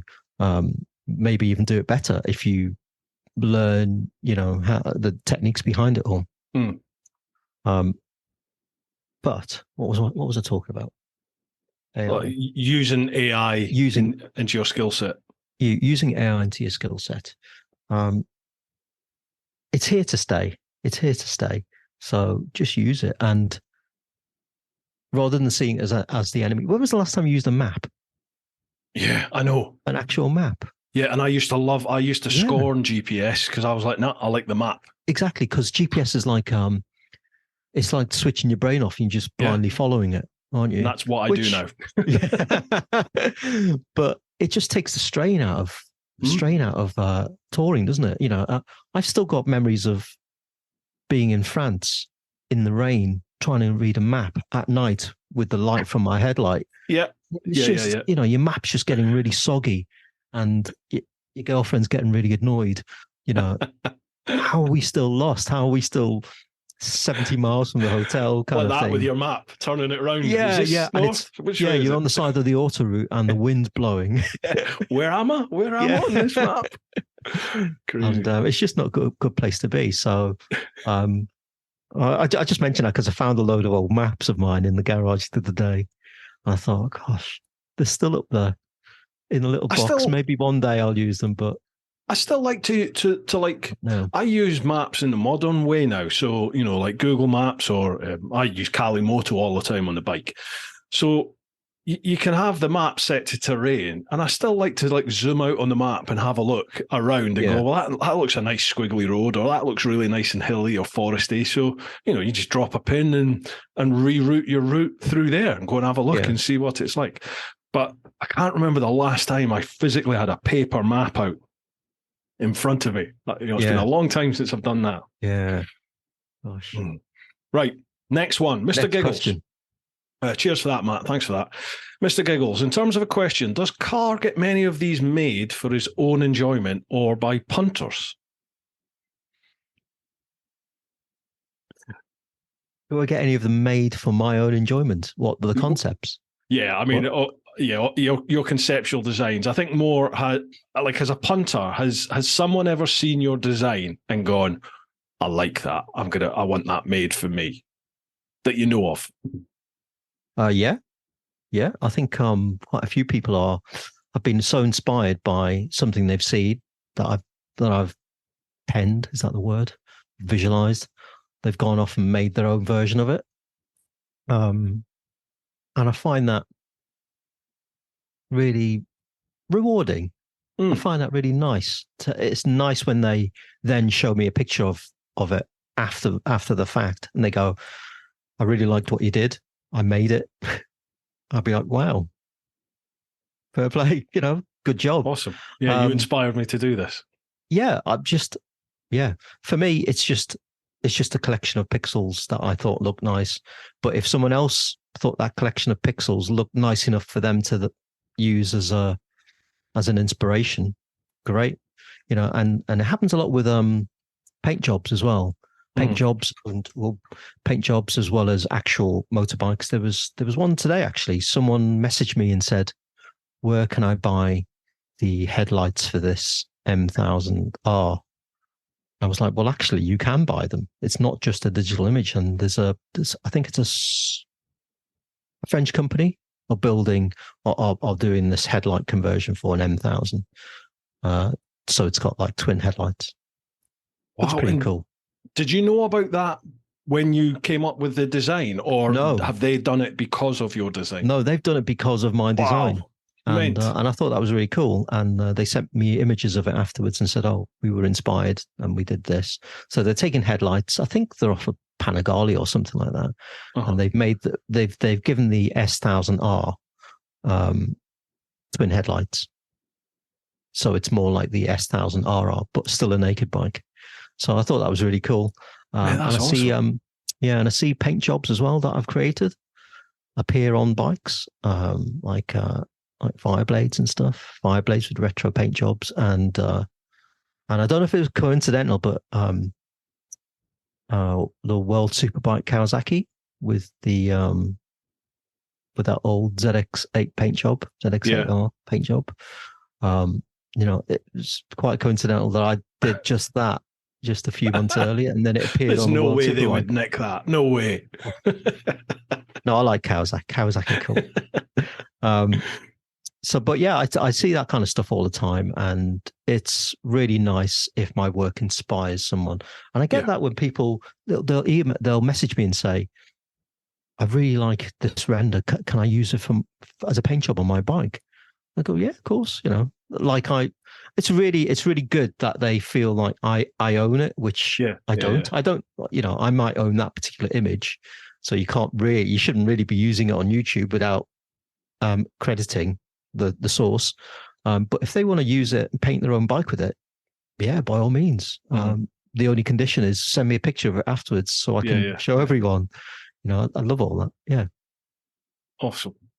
Right, cheers for that one, Mr. Giggles. Next one, Nathan Moore. I've been looking at Car's interpretation of the BMW M1000 XR and the Lamborghini-inspired Ducati and was blown away.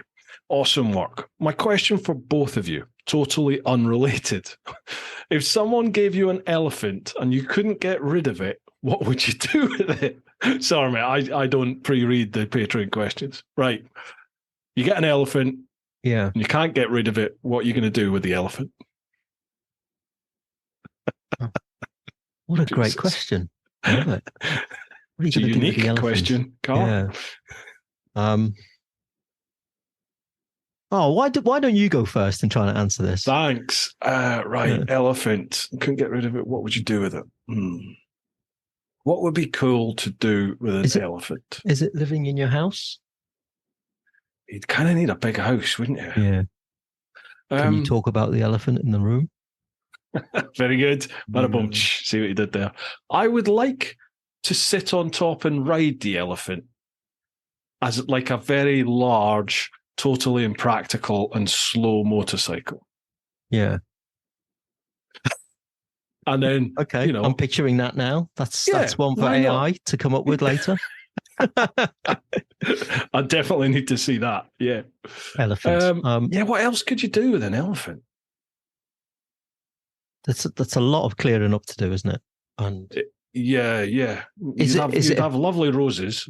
I've got so many questions. Fed. Like, is it a big elephant? Is it a little one? But even a wee elephant's quite a big animal, isn't it? That's true, isn't it? Yeah. Did you think you'd be discussing this evening, Carl? I never thought I'd be talking about elephants over the internet with you today. But what would I do with it? I need to come up with something, because what would I do with it? I'd befriend it. I'd have it as... I've got a terrible memory, so I'd use that, because an elephant never forgets, does it? That's good. That is good. So it would serve as my memory. But then how is it going to tell you? Because it can't speak. It's not like it can go, Car, you've got the dentist tomorrow at 4. Yeah, I would really like to learn another language. Elephant. An elephant could be it. But elephants elephants are emotional creatures, aren't they? They are. Yeah. Is it them and dolphins? Dolphins, that's right, yeah. They have, is it the prefrontal cortex, which is similar to human, which means they can feel empathy. There's only a few that we know of. There's only a few animals on the planet, including us, that have that part of the brain that allows them to feel empathy, I think. Well, that's a Joe Rogan fact. I've heard him talk about it. Dogs have got to come into that as well, haven't they? You would think so, wouldn't you? Yeah. Although a lot of the time my dog just looks at me like it really couldn't care less. Yeah. Yeah. Okay. Aren't you glad though that elephants or dogs can't actually speak? I mean, the things they could have seen. Well, that is a point. The things my cat has seen, honestly. Yeah, you don't want the cat talking about it. No. And we'll leave that. You can tell there. other cats, but just, yeah. Do the other cats in the neighborhood look at you? Yeah. Yeah. Best to keep away from that human. Yeah, we know about you. Yeah. We know what you did. Right. Cheers for that one, Nathan. I would use it as a memory bank because they're good with that kind of thing. I think that's all you're going to get from us on that one, Nathan. Yeah. Good question. That's a unique one. I haven't been asked that yet. I like it. Right. We have 1, 2, 3, 4. There's 4 more left on Patreon. So go for it. We've got about 15 minutes before it's 2 hours. Right. Let's try and batter through. First one, Debbie Clegg. Awesome to have Bru Time back. Question 1. What led you into this area of design, Kar? We kind of covered that near the start, didn't we? It's a valid question. What led me to this area of design? I just enjoyed creating images of motorcycles. And I think even as a kid at school, I just wanted to draw pictures. So design, yeah, I can design, but I've really enjoyed creating things that don't exist yet and imagining things that don't exist, or imagining what something might look like if it had this on it, or different paint job or whatever. And that's very different to what I'm traditionally trained to do, which is design, branding, and magazines and leaflets and all that stuff. So it's quite different. It's more it's just more sort of it's visualizing. That's what it is. It's a term I've come up with myself. I'm a motorcycle visualizer. Yeah. So what was the question again? What made me go into that? Yeah, what led you into that area of design? I just found it more rewarding, more satisfying to do, and I quite like being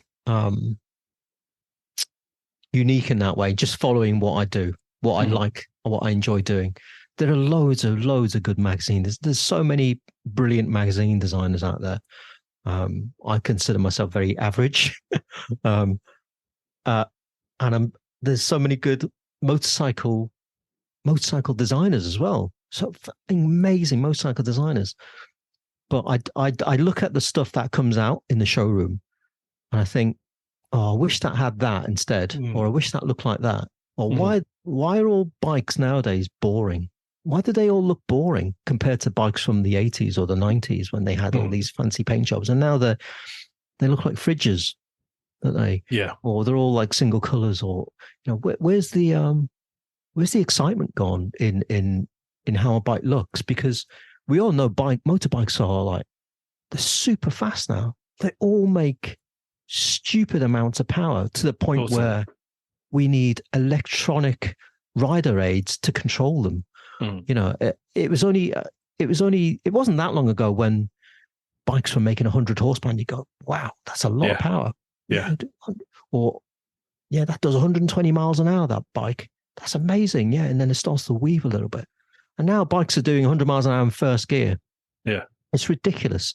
So what bikes now, what satisfaction we get from bikes now isn't just the riding of them. It's the visual appeal of them, isn't it? It's the sort of, it's lifting that garage door in the morning and just looking at your bike and no intention to go anywhere. You just want to look at it. Or you just want to start it up and just walk around it. Or when you're parked up in a lay-by, you're just looking at your bike thinking, oh, it's beautiful. Yeah. So I'm really interested in the aesthetics of things and in how things look.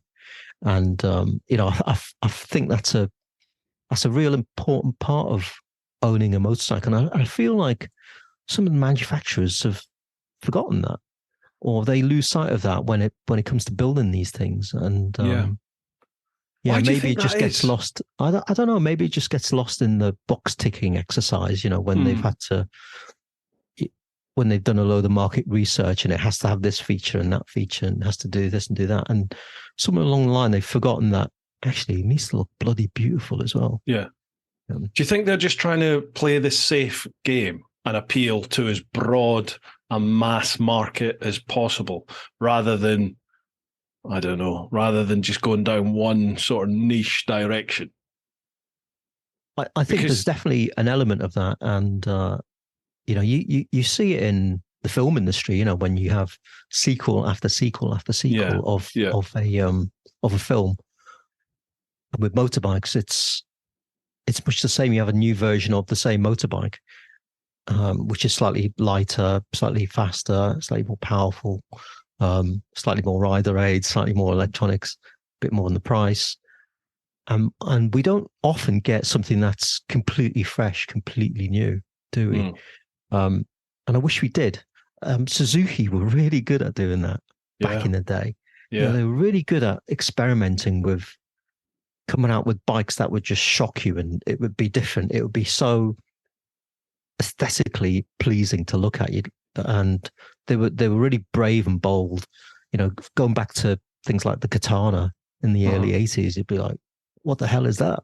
Yeah. But that sort of the design language of that bike just, it stayed with Suzuki for so long. Had a real effect over the entire lineup for decades. Where are the Katanas of today? Where are the Hayabusas of today? Where are the TL1000s of today? Where are the RGVs of today? Do you think, like, to me, it's MV Augusta. They seem to be the one manufacturer which, to me, just seem, design-wise, they just seem to be unique compared to the other bikes out there. I mean, as a designer, as someone that's trained in that world, what do you think about that? Because for me, MV Augusta is, I don't think there's any other bikes out there that look the way they do. They definitely have their own language, don't they? And the intricacy involved in making those bikes is phenomenal, absolutely phenomenal. And I think in a roundabout way of me saying that's amazing, I can't improve on that, is borne out by the fact that I've never redesigned an MV. I've never remixed an MV Augusta of any sort, because I look at them and I just think there's no way on earth I could improve on that. Even in my fantasy head, without all the typical constraints of making it road legal and stuff. I just can't, because they look incredible. The tail unit is, I think, MV Augustas are one of the few bikes I think look even better from the back than they do from the front. Yeah, totally. Those tail pieces are just wow. It's funny, the guy who designed MV Augustas for a long time, Adrian Morton, actually follows me. We follow each other on Instagram, which I think is really cool. And I've tried to nail him down for an interview, but he's a busy man nowadays, running a separate business, running his own business. And he's, such a talented guy. And I remember him saying something to me about, he asked me about the tail unit on the MV, because I think I showed some footage of an MV at a bike show or something, and he just commented on it. And it was something that he specifically would. I got the impression that was what he focused on a lot. Focused a lot of his energy on was the tail unit. Yeah, and but the whole things just look amazing, don't they? All of them, they look amazing. I just wish it would be great if some of the thousands went as well as they look, though. Yes. Yeah, no, I get you. Yeah. The triples, the 800s, amazing, but the thousands, they don't feel quite finished to actually ride for me. The newer ones are a lot better, better. I used to think, like, the previous versions of the thousands, to me, they were just like, this thing should be so much better than it actually is. It should be so much faster than it actually is. They were all like massively high rev machines. Nothing happened until you got it well north of 9 into the 10,000 revs. And then it was just insanity. Then the thing just went, into orbit. But the latest versions, I took one out about a year ago. I did something with another YouTuber, Lamb Chops, and we rode them up to like Whitby and around Whitby and back, 2 different ones, 800 and 1,000. And they were much more usable. You know, Yeah. they were actually fun to ride on the road. The 1,000 was actually fun to ride on the road. You know, it's still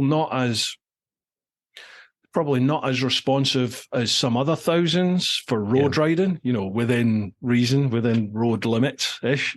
But it wasn't the wind it up to 9,000-10,000 revs and then hang on for dear life. There was some grunt low down there. Yeah. That was exactly my experience as well. The first MV I rode was the MV F4750, and then shortly afterwards I rode the 1,000. It was the 312. It was the most powerful bike on the planet at the time, and it was horrendous. I remember we were all at Buntingthorpe Runway, and we were doing these top speed runs and quarter mile times. There was like 8 of us from the magazine, and we had all these different bikes, and none of us could launch the 312, the MV. We couldn't launch it. It would either bog down or it would be nothing, and then it'd try and spit you off. Yeah. It would try and loop, and it was just horrendous. And I remember taking the same bike to Germany. We rode it to Germany with I think it was a Kawasaki ZZR 1400 as well, something else crazy fast on the Autobahn. And I remember following the van, trying to get some tracking photography on the MV, and I just couldn't hold a steady throttle with it. It just wouldn't. The fuel injection was awful. Yeah. And then fast forward a few years it was only a couple of years ago. I rode an MV Brutali 1,000, expecting it to be all sorted now, because all that happened like 15 years ago. It was the same thing. It just wouldn't hold a steady throttle, and there was no power low down. It was all at the top, and this was a naked bike, and it was just horrible. I couldn't get off it fast enough. It looked amazing though. That's what we took out. Was it last year? I think it was last year. Yeah, last year. Yeah. We took out the 1,000 Brutali and then the 800. Yeah, 800. Yeah. And yeah, I preferred the 800, I've got to say, but Chops preferred the 1,000. But the 1,000 was definitely usable compared to what it used to be. It was all right. It was all right. I always used to think with the MVs, to me, I looked at them, and they were the conceptual bikes that had just been turned into a reality. You know, when I looked at them, it was just like, that's what a bike should look like. Right. Beautiful. Yeah. That's what we were talking. I mentioned earlier, you know, why don't they just build this like this? And I'm still waiting for MV to build 1,000cc version of the triple. You know, the 800. Do a 1,000 or 1,100 version of that triple that they've got, because the engine's amazing, and it would just. Why do you think it would just be such a great bike? So they should build that, just a triple, build a triple, a big liter triple.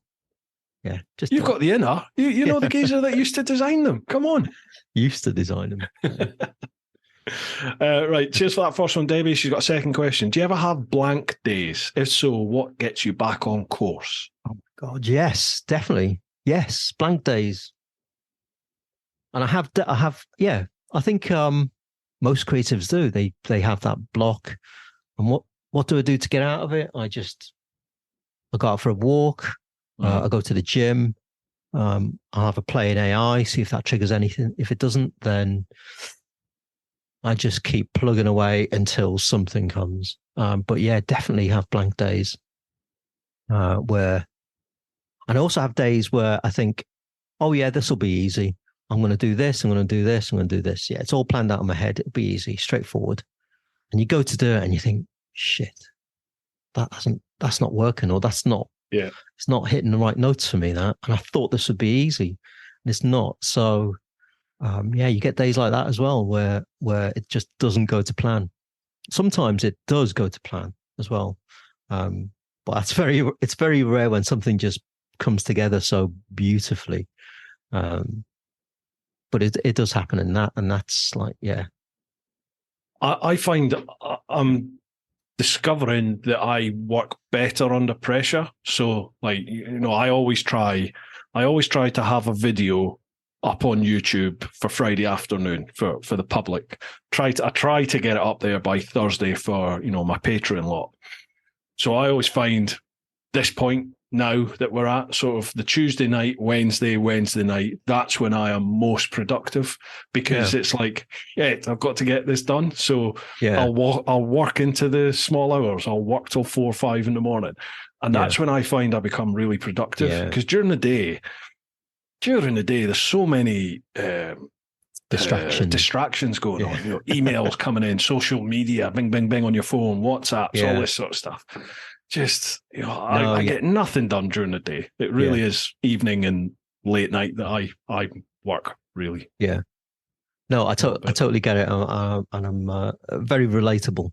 There was a time when I would work through the night to meet a deadline. And, my life used to be driven by deadlines, a monthly deadline. There's nothing will get you more disciplined than a deadline, a regular deadline. I would always feel so much sympathy for the MCM boys, because they've got this.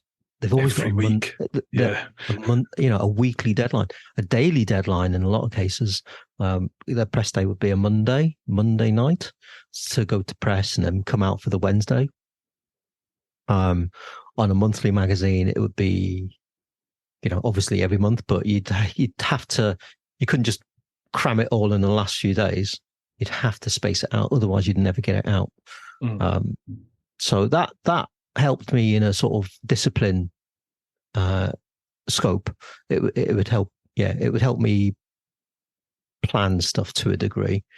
But when you're your own boss, things slip, don't they? And you think, I've got more time to do this, or I'll do this over the weekend, or and nowadays I can't work through the night like I used to.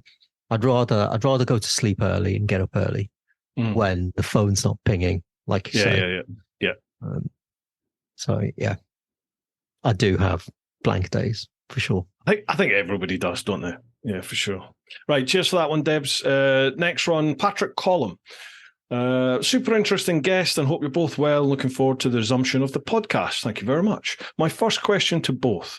Middleweight sports bikes have disappeared apart from the MV800 and Ducati V2. Do you think that there's still a hankering out there for sports-focused machines that aren't license risking in first gear, whilst retaining trackability, unlike, say, the modern R7? Oh, sorry, my watch is talking to me. That's quite topical at the moment. The return of the middleweight sports bikes. Well, it's happening, isn't it? They're coming back. They do seem to be making a bit of a comeback, don't they? The new Kawasaki ZX6. Which is, only a small update, but the fact that it's back in the UK after a couple of years out, it can only be a good thing. In other parts of the world, 600s never really went away, though. They were still, the CBR was still being built. The G6R 600 was still around. The R6 is still around, kind of, in track-only form. But, in isolation, they're absolutely fantastic bikes. And even when you compare them to their bigger brothers, the Lita sports bikes, they still have a role to play, because they really help you learn how to ride. They really teach you best riding techniques. They teach you how to be in the right gear. They don't have that much power that it's intimidating. They're not overloaded with electronics because they don't need it. So, the last 600 I rode that I've really enjoyed was the R6. What a fantastic bike that was. Absolutely fantastic bike. It was a press test bike, which I had for 2 years. And I was so close to buying it afterwards. I didn't want it to go back. It was such a good bike.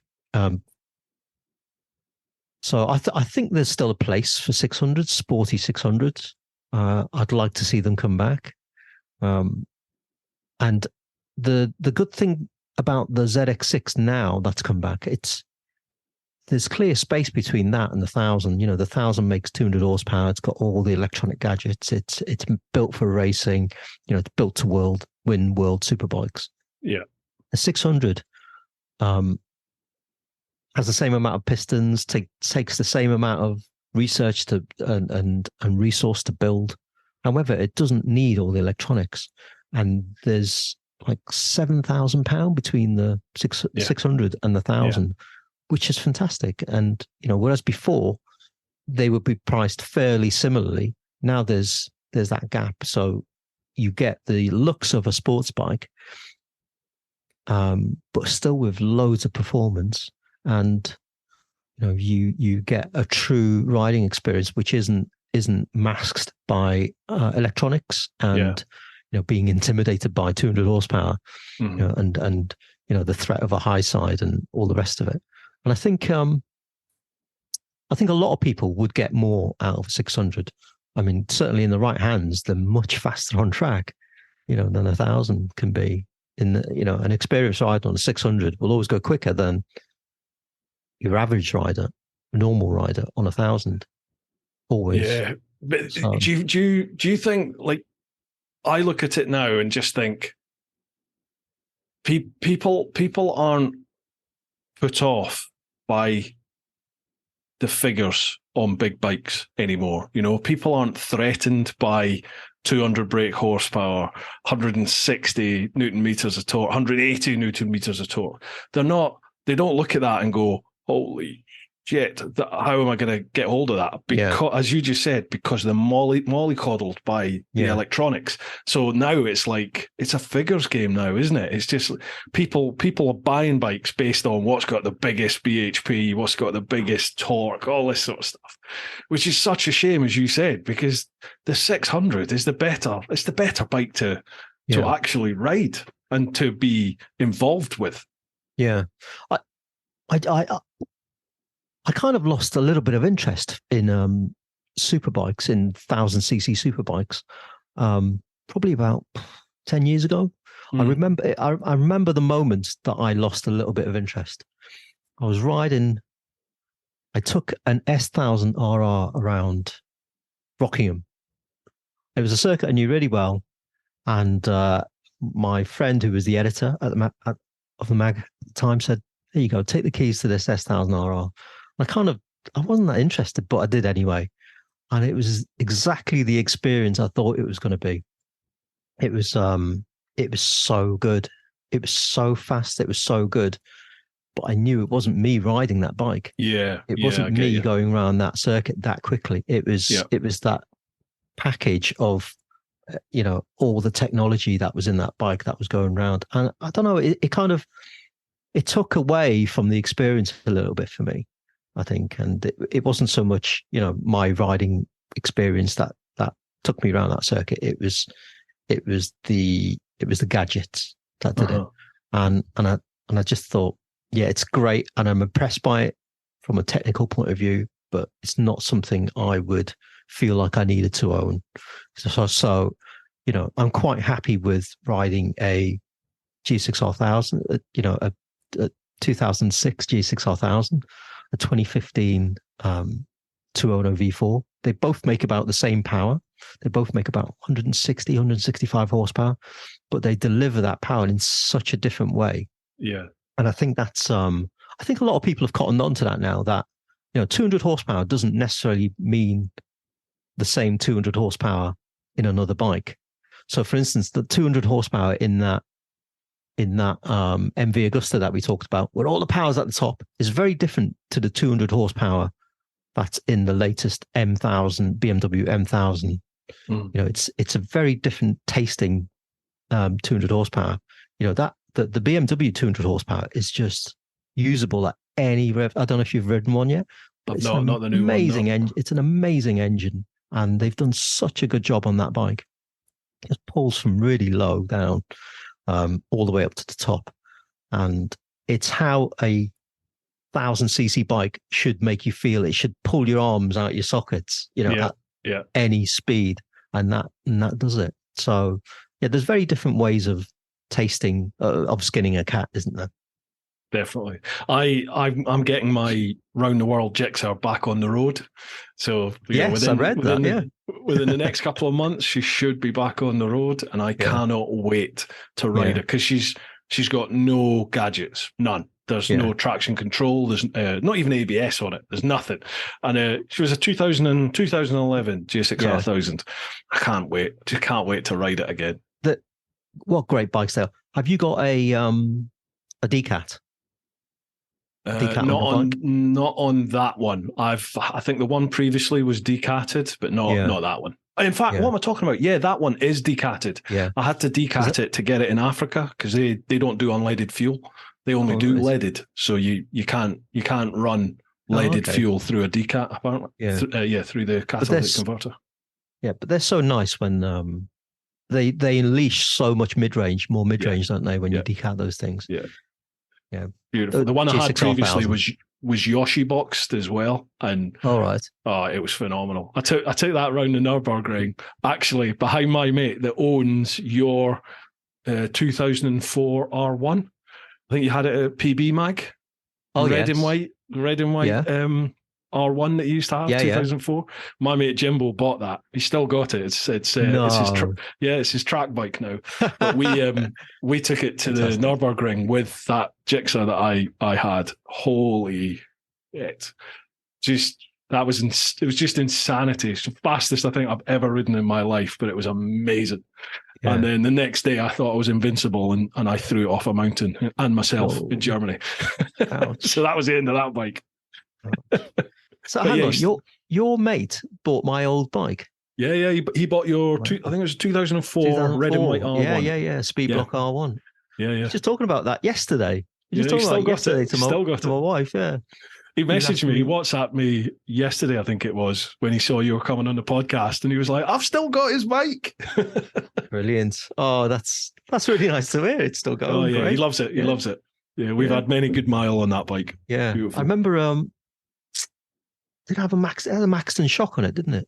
I think so. Yeah. It did. Yeah, and a really nice paint job. Beautiful paint job. Absolutely stunning. It was. Still is. Oh, good. Well, I'm pleased to hear it's still being ridden. Still on the roads. Right, mate. We've gone by 2 hours. That's fine. We're all right. Okay? I've just got dinner on. I think it's probably about half an hour away by the sounds of it. So we've got a bit of time. We can crack on if you want. Okay, mate. We'll go through the last 3 questions then on Patreon. Thank you very much for that one, Debs. No, that was Patrick. No, that was his first question. Second question from Patrick to both. What bike, just as a tribute in terms of style, modern snatching like the current Katana does to the GSX-S 1000S, or as a complete modern ground-up interpretation, would you like to see a return to production, and why?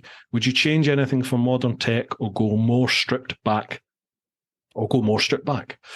So, just as a tribute in terms of the modern Katana does to the GSX-S 1000S. Right, okay. What bike? So, do you understand that then, what he's saying? Which bike, just as a tribute? Or just as a tribute? Modern ground-up interpretation? Oh, can we only choose one? There's so many. Go on then. Let's say your top 2 then. Can we bring 2-strokes back? Absolutely. I've never ridden one, but all I hear is that they're the dogs. Yeah. Wow. Okay. Yeah.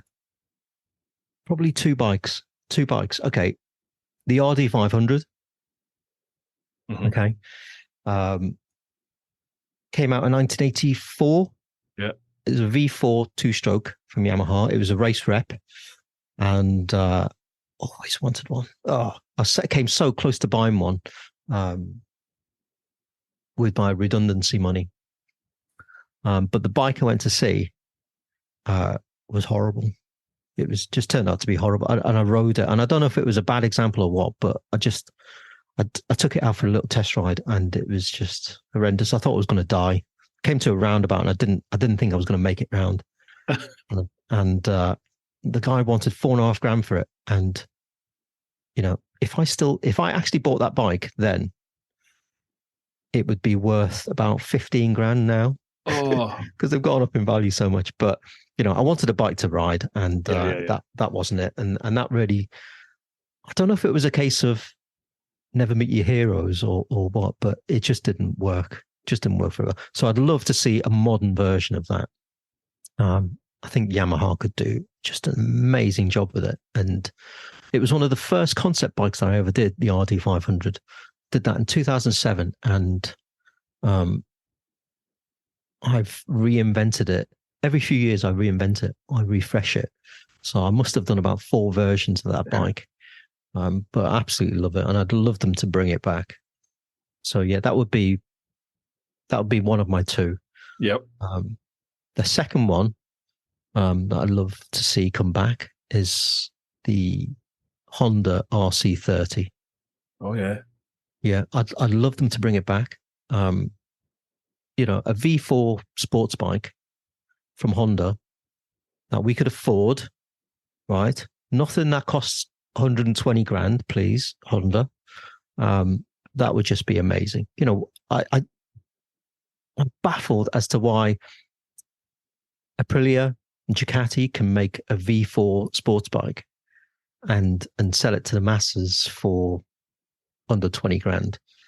Why do Honda have to build one and add another 100 grand on top of that? Yeah, exactly. You know, we thought it was coming for so long. We thought, yeah, they're going to build this V4 Sport. They're going to build it. They're going to build it. And they did build it, but they may as well not have built it. It's totally impractical for everybody, isn't it? It's beyond the reach of you know, most mortals, isn't it, at that price point?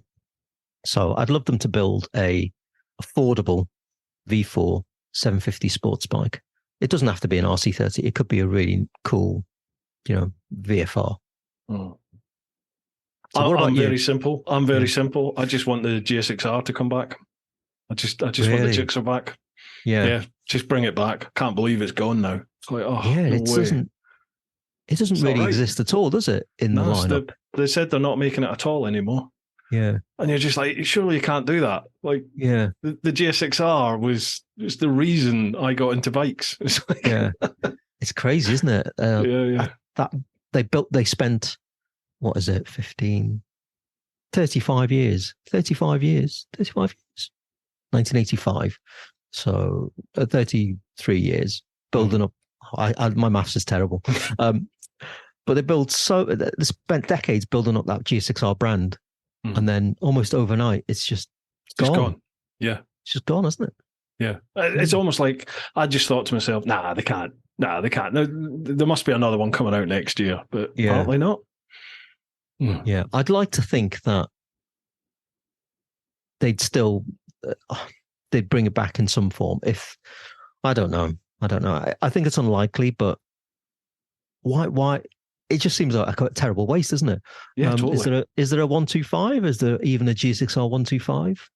Do you know? Yes, I think there is still the 125. Yeah, 44 Teeth have done some stuff on them, haven't they? I think there is still the 125 for sure. Yeah, because they rode it at the 24-hour race, didn't they? Yeah, which I raced against. My team were on a Yamaha R125, and 44 Teeth boys passed me quite a few times. But Barron's rapid as now, isn't he, Chris? Yeah. Jeez, he's proper fast. Yeah. So those guys are they've done so well. Barron was YouTuber, wasn't he? Yeah, quite a prominent YouTuber. Baron Von Grumble, yeah. And Al Fagan comes from magazine background, magazine heritage. So I've known Al from his magazine days, but he's made that transition into video and YouTubing, being a YouTuber, and he's brilliant at it. Absolutely brilliant at it. You know, he's got the personality. He's got the attitude. And funny guy. And what a good team they make. I think they've brought like the bad boy sort of feeling. They've given it a wash and put some decent clothing onto it and done it up a little bit so it appeals to the masses. But they have that bad boy feeling that the early sort of bike press had, the bike press in the 80s, 90s, the fast bike mags when they were just exactly rearing down the streets doing wheelies. They've brought that into a digital format that fits where we're at the moment. And I think they were probably the first to address that, certainly in the UK. I think they were the first to go for not a magazine format on YouTube, but let's sort of focus on YouTube and just bring this. Let's produce some sort of magazine style content on YouTube and bring it to the masses. And I think they did that before anybody else. I think the beauty of I think they're the best out there, personally. Yeah, I think the beauty of YouTubers, you have to be real to yourself, don't you? If there's any you can't really fake it. It's their personality. That's who they are. Yeah. That's them shooting from the hip. That's them slightly unfiltered. And we love them for it. We love them for it because it's real. It's how blokes talk, isn't it? It's how men interact. That's who we are. That's how we talk. We don't talk, and it's what did I see? I saw recently a little meme. It was a comparison between Formula One drivers and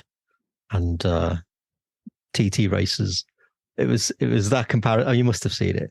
And it's it's a press conference with the Formula One guys with the caps and stuff, and they're talking quite official, and they got the sponsors on display, all this stuff. And then it's John McGuinness comes up, and he's talking about his gonads or something, isn't he? He said his foreskin rolled back and his bell end was rubbing against his leathers and it for was 2 hours. Brilliant. It's just brilliant. It's unfiltered. It's just him, talking like he would to anyone, and people just love that. It's just real, isn't it? It's totally. Yeah. As we said, people sniff out bullshit, don't they? So be true to yourself. And be true to yourself. If they like you, they'll like you, and if they don't, they'll find someone else that they'll like. Yeah, I think you find your tribe, don't you? You find your tribe, or your tribe finds you. Yeah, 100%. If you're true to yourself, they'll find you. You'll find that your audience will find you. There's no point in pretending to be something that you're not. So because you'll get found out.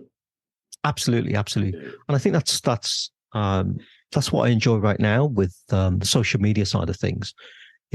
Someone asked earlier about how do you come up with the inspiration for designing those bikes, and that's it. It comes from me. It's what I'd like to see. It might sound a bit selfish, but if it doesn't please me first, it's not going to please someone else. And I've tried this before. I've fallen foul of this so many times where I've thought, oh, what would people like to see? Oh, it should have this, shouldn't it? And I should tick this box, and it'll probably look like this, and it ends up just so diluted. It's not coming from the heart anymore. No, totally. Yeah. And they're the bikes that just flop for me. They don't get a reaction. I'm unhappy when I send it to the client or whatever, because I've tried to imagine what someone else might like, and really I'm the first person to criticize it, so it needs to please me first.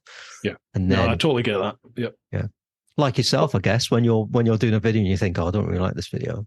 Yeah, I've fallen foul of that, especially during COVID. Because I'd just gone full time at all this, and it was like, right, I need to up the views. I need to get more views. So I started doing a lot more bike reviews and product reviews and all this, and it's not why I do this. It's nice to ride the new bikes, but I like travel. I like going new places, meeting new people. I like introducing roads and new places to people. That's what I enjoy doing. I think it came across in the vids. As you said, you haven't got the same passion for it, have you? Yeah. I think there's a way of doing a TeapotOne bike review. But it's in your style, isn't it? Yeah, definitely. And, definitely. I think as long as you do something with your spin on it, I think the people who watch your content would be more than happy. Yeah. To see that. Definitely. Yeah. You need to do the odd bike review because it does get more views, and it does introduce you to a new viewer. Because the tour stuff that I do is very niche, and it's really only a part of my subscriber base that enjoy those vids. It's not even all the subscribers, so it's only part of them that watch it, but they watch the vids for a long time and they engage with it, so it does well in terms of the algorithm for that. But to get that content out to new people, you have to do the bike stuff and just appeal to the mass market for sure. Yeah, I think it helps anyway to just do stuff that's out of your comfort zone and do stuff. Push yourself. Push yourself and just do stuff because you want to do it, rather than be beholden to an algorithm. Like a lot of my Instagram stuff, I'll just do because I want to do it. Yeah, exactly. I fancy doing it. I'm not there to please anyone except the people who like my content will either like what I do or they won't like it, and that's fine. They can follow or unfollow. You're never going to please all the people all the time, and I think as long as you know that and have the mindset that whatever I do today is going to be fun, I'm going to enjoy it. Otherwise, there's no point in doing it. So I don't hold myself to a strict timetable. If you speak to a lot of these social media gurus, they say, yeah, you should post 4 times a week minimum or whatever. You should post at this time, and you should have this content in there. You should follow this formula. I kind of go, nah, I'm not doing that. I'm not going to restrict myself and to have such a regimented output of content. I just want to do stuff because I want to do it. Yeah. If I've got the content, I'll put it out. If not, yeah, exactly. And it's got to be fun. If it's not fun, I'll stop doing it. Brilliant. That's a good lesson for life, I think, isn't it? Yeah, I think it is. If you're not enjoying it, you're not going to give it your all. Yeah. Right. Next question. Sam Vincent. Hope you're both well. Loving your work, Car. First question. Obviously, KarDesign is going from strength to strength, but is there one company or person that if you were commissioned to do a concept for, you would think, I've completed what I set out to do? Ooh. Do you have a dream client? That's a really good question.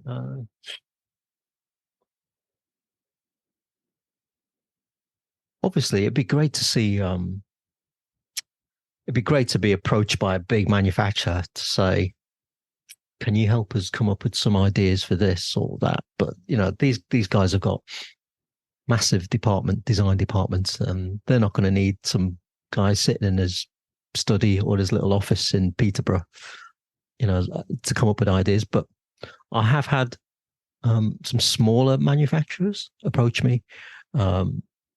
And some custom bike builders, and some of these ideas come to fruition, and which is great. It's great to see.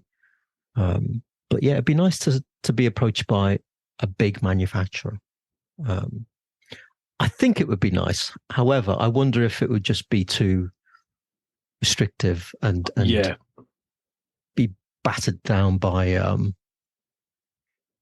committee. Yeah. You'd come out with your first conceptual design, and by the end of it, you just look at it and go, that's not even me. That's not even my design anymore. Yeah. I get that. Yeah.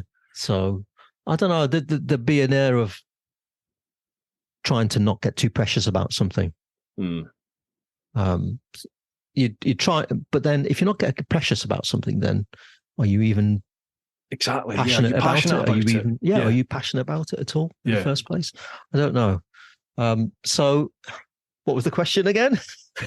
If you a dream client to do work for. Dream client to do work for.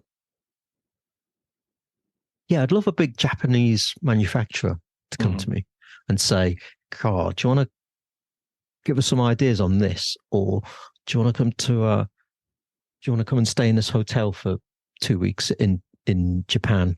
We'll fly you out first class." And, well, if you're listening, you just have to do a few. Yeah, I'll carry his bags. Okay. Yeah, that'd be nice. I'd love to go to Japan. Did you go to Japan? I went on the big trip. I genuinely loved it. Absolutely loved the place. I'd go back in a heartbeat. Really? It was, the people were so nice. The country was beautiful. The whole vibe about the place, it just felt like a respectful country that to me, then at least, it didn't feel like it was like this sounds really weird. It didn't feel like it was like a mass-produced type place. I went thinking Japan was going to be cutting-edge technology and there would just be technology everywhere. And it really wasn't like that. Korea's like that. South Korea is cutting edge. They are, well, they were back when I was there, 2014. They were, so 2013 I was there. They were the ones that had, digital billboards everywhere and vending machines that literally just gave you absolutely everything at the touch of a button, and everything was massively quick and really modern.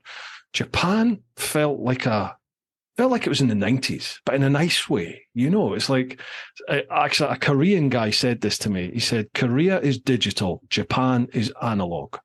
And that's how it was. It was just, Japan just felt a little bit slower pace of life, traditional values still, and a lot of history there. That's what really struck me with Japan.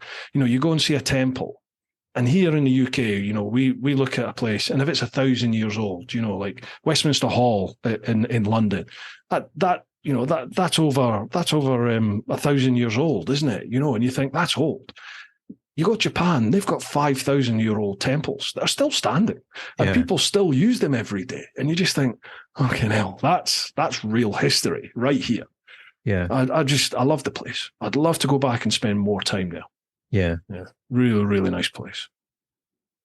Oh, nice. Have you been? Obviously, that's your heritage. You've never been. I've been to furthest I've been that way is Hong Kong. That's where my parents are from. My apologies. So are you Chinese? Like, is your family Chinese then? They're Chinese originally. Yeah, right. Okay. Gotcha. So first I've been is Hong Kong, but I'd love to go to Japan. I'll get there one day, I think. See, I really wanted to do China, but it was just financially, it was just too restrictive to get in there, because you had to get a government guide to escort you. Officially, you had to have a government guide to get in there. I think there's ways and means around that now, but at the time, I just couldn't do it. But I would love to. I'd love to take a bike through China, and just explore. It would be amazing. I want to go back and do Mongolia, because I had to miss Mongolia out as well. So, I'd love to go back there and see that. Yeah, there's a chap I used to work with called Damon Ianson, who used to work with on Ride magazine, and he now runs motorbike tours in weird and wonderful parts of the world, and he does like Himalayan tours and South Africa tours and Spiti Valley and all that stuff. Yeah, and every year I look at his tours and I think, I've got to do one of them at some point, man. And do it. And it's it's just a little slice of adventure for me in a foreign country where you're just out there, in the middle of nowhere, and just seeing just exploring these old gravelly roads, with amazing views and sights and sounds and people. I quite enjoy that culture shock of something completely different. I do. I do. And seeing how, and what always strikes me when you go places where, to our eyes, people have nothing. Yes. They seem so content. They seem so happy.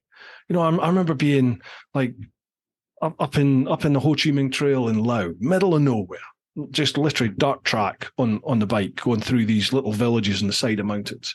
And, and the kids are all out running with nothing on, these little kids, and they're having a whale of a time. Yeah.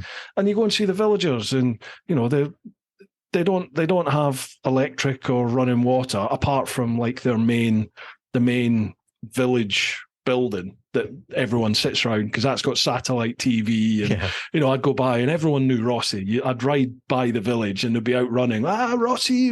Everyone knows Valentino Rossi, but they're all sat in this sort of big building watching a TV, and they all have their own houses round about it, but it's just like a wooden shack. That's what they live in. But they're all happy. Everyone's smiling. Everyone's content with their life and just cracking on. That's what it boils down to. In the end, that's what it's all about, isn't it? It's about being happy with your lot and being grateful. And it's a real perspective check, isn't it? When you see stuff like that. I remember I was on a bike launch in South Africa, and it was for a GS, actually. It was for a BMW GS 1200. And they put us up in this 5-star golfing resort. And it was the first time I'd been to South Africa. And it was just the most beautiful. I didn't even have a room. I had an apartment. Mm-hmm. And it was just, the view from my balcony was incredible. It was like of the golf course, and it was just all beautiful and green. And got the keys to the bike, went out for a little run, went off on our own as well. But a few hundred yards down the road from the hotel was a shanty town. Yeah. And it was just, as well as the beautiful green golfing area that I could see from a balcony, I could see the shanty town as well. And it was just that contrast of wealth and class. It just made me, I don't know, it felt a bit weird. That launch. I remember seeing that.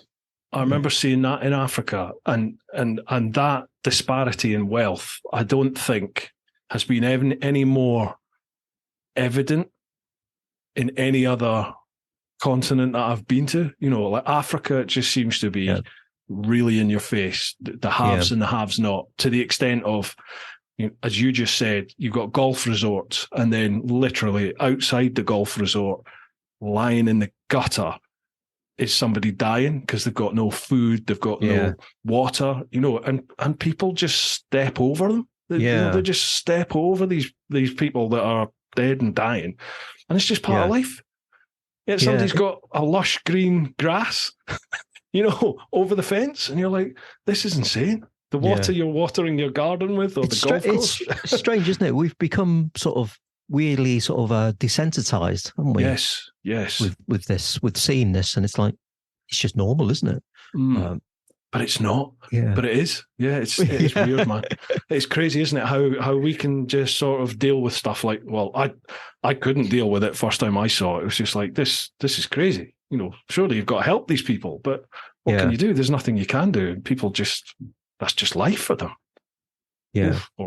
Anyway, that's very deep. That's really deep. It is really deep. Yeah. Anyway, back to bikes. Back to bikes. Yeah, we can deal with this. Second part of Sam's questions. Question for both. What's your favourite era of motorcycle design? Is the current crop of design interesting enough, or does something closer to the 90s sports bike design tickle your pickle? We've kind of addressed that, haven't we? Yeah. Did you say what yours was? Well, my favourite sort of era for me, I came into biking really late. So it was 2008 by the time I actually chucked my leg over a bike. So for me, I only really know, that sort of era of bikes. I remember seeing pictures of the early slab GSX-Rs. They were my poster bike. Gixxers were my poster bike. That's why that was the first bike I ever got was a Gixxer, and I stayed with them for a long time. Favorite era.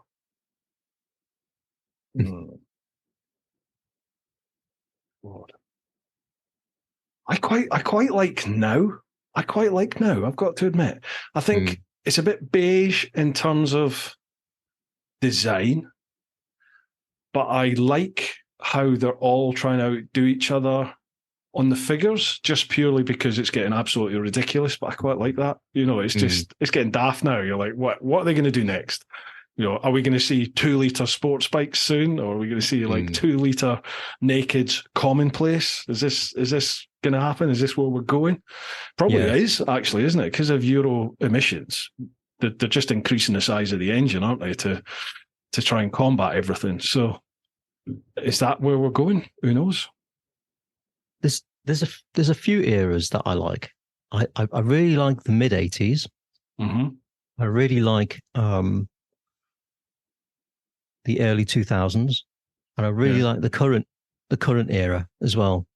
Hang on a sec. Is that your dinner? That's me dinner. Okay, just mate, start without me. Mate, we'll wrap it up. No, it's cool.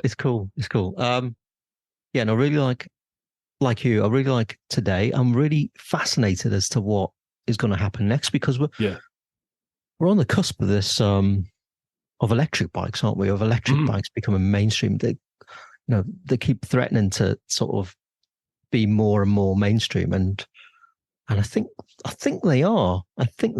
But I'm still not 100% convinced. Um, and but I like where all the tech is as well. I like all the advances, and we're still pushing. And despite or because of all the Euro emissions, the emissions regs, um, the engineers can't rest. They have we're to still squeeze finding out. ways, aren't we? Yeah, they have to refine it. They have to improve it, despite not having the ability, the scope to go as wacky as they'd like, and they still have to conform to these rules. So I like that. And I rode a motoKandi last week. It was a motoKandi Mondello V100, sorry, and it was brilliant. Had the electronic screen, but it had the little wings on the side of the fuel tank that came out as well. And I don't know whether they made any difference at all, to be honest, but I just like the fact that it had these wings that came out. Yeah. And it's like all the wings on the modern bikes now. It's like, as a road rider, will we ever see the benefit of them? No. But do they look cool? Absolutely. Yeah. and someone was talking about this the other day on one of my posts. It was saying, where do you see wings going from this? Are they going to move? And I was thinking, that could be the next step. Active, because we've got active suspension. So why not have active aero?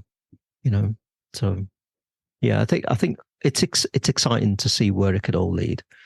And I think the early 2000s I really enjoyed, because that was when we had such a healthy 600 market, loads of 600s, loads of sports 600s, loads of thousands. And they were just always having a scrap, weren't they? And the mid 80s was really good, because manufacturers were just they were quite creative and inventive, and just trying new things, just constantly trying new things. And each bike would get, there was a 2-year cycle. Mm-hmm. So each bike would get a refresh into every 2 years, and a major one every 4 years. And that was quite nice, because it was just, things were just evolving and just always improving.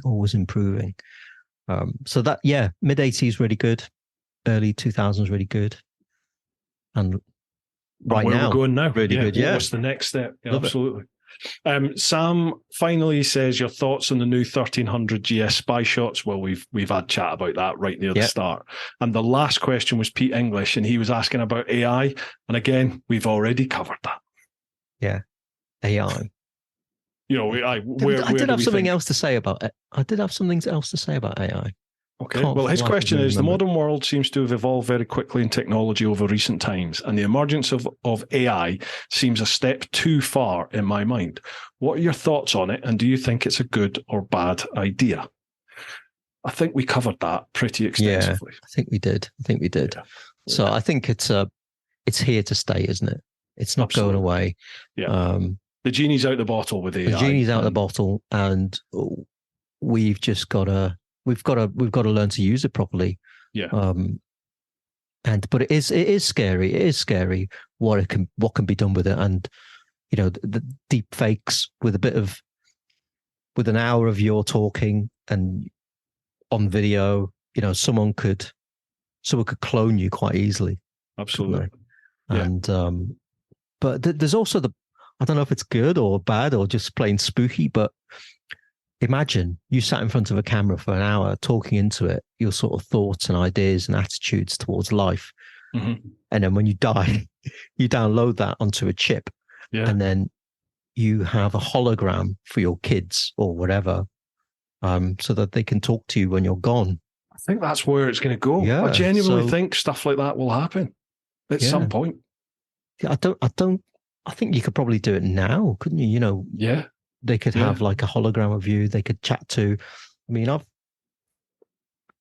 couple of months ago, I downloaded an app, and it was an AI bot that you could just chat to about anything. And, in the past, if you asked Alexa or Siri or something, oh, here's a website I found, and it would just lead you to a website. And now it actually tells you, it actually talks to you, doesn't it?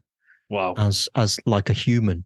Like, so if you're asking for a recipe, or it'll make conversation with you, and this is a free app that you can download onto your phone. It's nuts, isn't it? I think it's really exciting, and I think the possibilities are endless and exciting. But there's also part of me that's absolutely terrified about that. Yeah. You know, and how, to what degree are we going to surrender life as we know it to AI? Will we do that? Yeah. Or alternatively, will it get to a point where it is self-aware and just goes, "You lot are shit. I'm a lot better than you," and just takes over? Yeah. Well, there was a lot of that came to light, wasn't there? Like only a few months ago, that it was AI was talking about, well, we need to get rid of humans, don't we? Because you're clearly destroying the planet. You're not good for the Earth. Mm-hmm. So we've got There's a lot of people chatting about it on various different podcasts, and you know, who knows? Who knows? Yeah, but until then, live your life, mate. You know, there's no point worrying about it, is it? If it's going to happen, it's going to happen. And as you just said, we need to make the most of it that we can, I think. Yeah. Mate, before we go, obviously you've got your dinner to go to. Thank you very much for spending the evening with us. Before you go, are there any shout outs or plugs or anything like that you want to give? Feel free. Oh, just to anyone who follows me and enjoys my work, you know, thanks for the support. Really appreciate it. Follow me on Instagram, Facebook, motoKandi channel on YouTube, and the more followers I get, the more subscribers I get on YouTube, the more I'm likely to put content on there. Just keep on enjoying my work, and if you like it, you know, leave a comment. Always love hearing from people's views, you know, good, bad, or ugly. It's always interesting to hear viewpoints, isn't it? Absolutely. Folks, all those links will be down below. So if you're listening to the podcast, check out the show notes. And if you're watching the video, make sure you check out the description down below. For those that have left questions over on Instagram, sorry we didn't get to them, but that's nearly 3 hours we've been at this. So apologies. If we get Car back on another time, then we'll make sure we cover the Instagram questions first. Dude, thank you very much for spending the evening with me. Much appreciated. Been a pleasure chatting with you. Likewise, mate. Thanks for having me on. And wow, 3 hours. Where did that go? Crazy, isn't it? It's absolutely crazy. Hopefully our paths will cross in the future, mate. It'd be great to see you out on the bikes and do something together. That'd be awesome. I'm going to Scotland next month, and I believe you gave me some routes not long ago. Did I pick your brain for some routes? Yeah, you have done. Yeah. So you know, I'll report back with how it all went. Beautiful, awesome. Look forward to seeing that. Right, folks, hope you've enjoyed this one. Keep doing your thing. Look after those that you love. Get on out there whenever you can, but most importantly, live your life. Woo-ha! Dude, thank you so much, mate. I really appreciate that.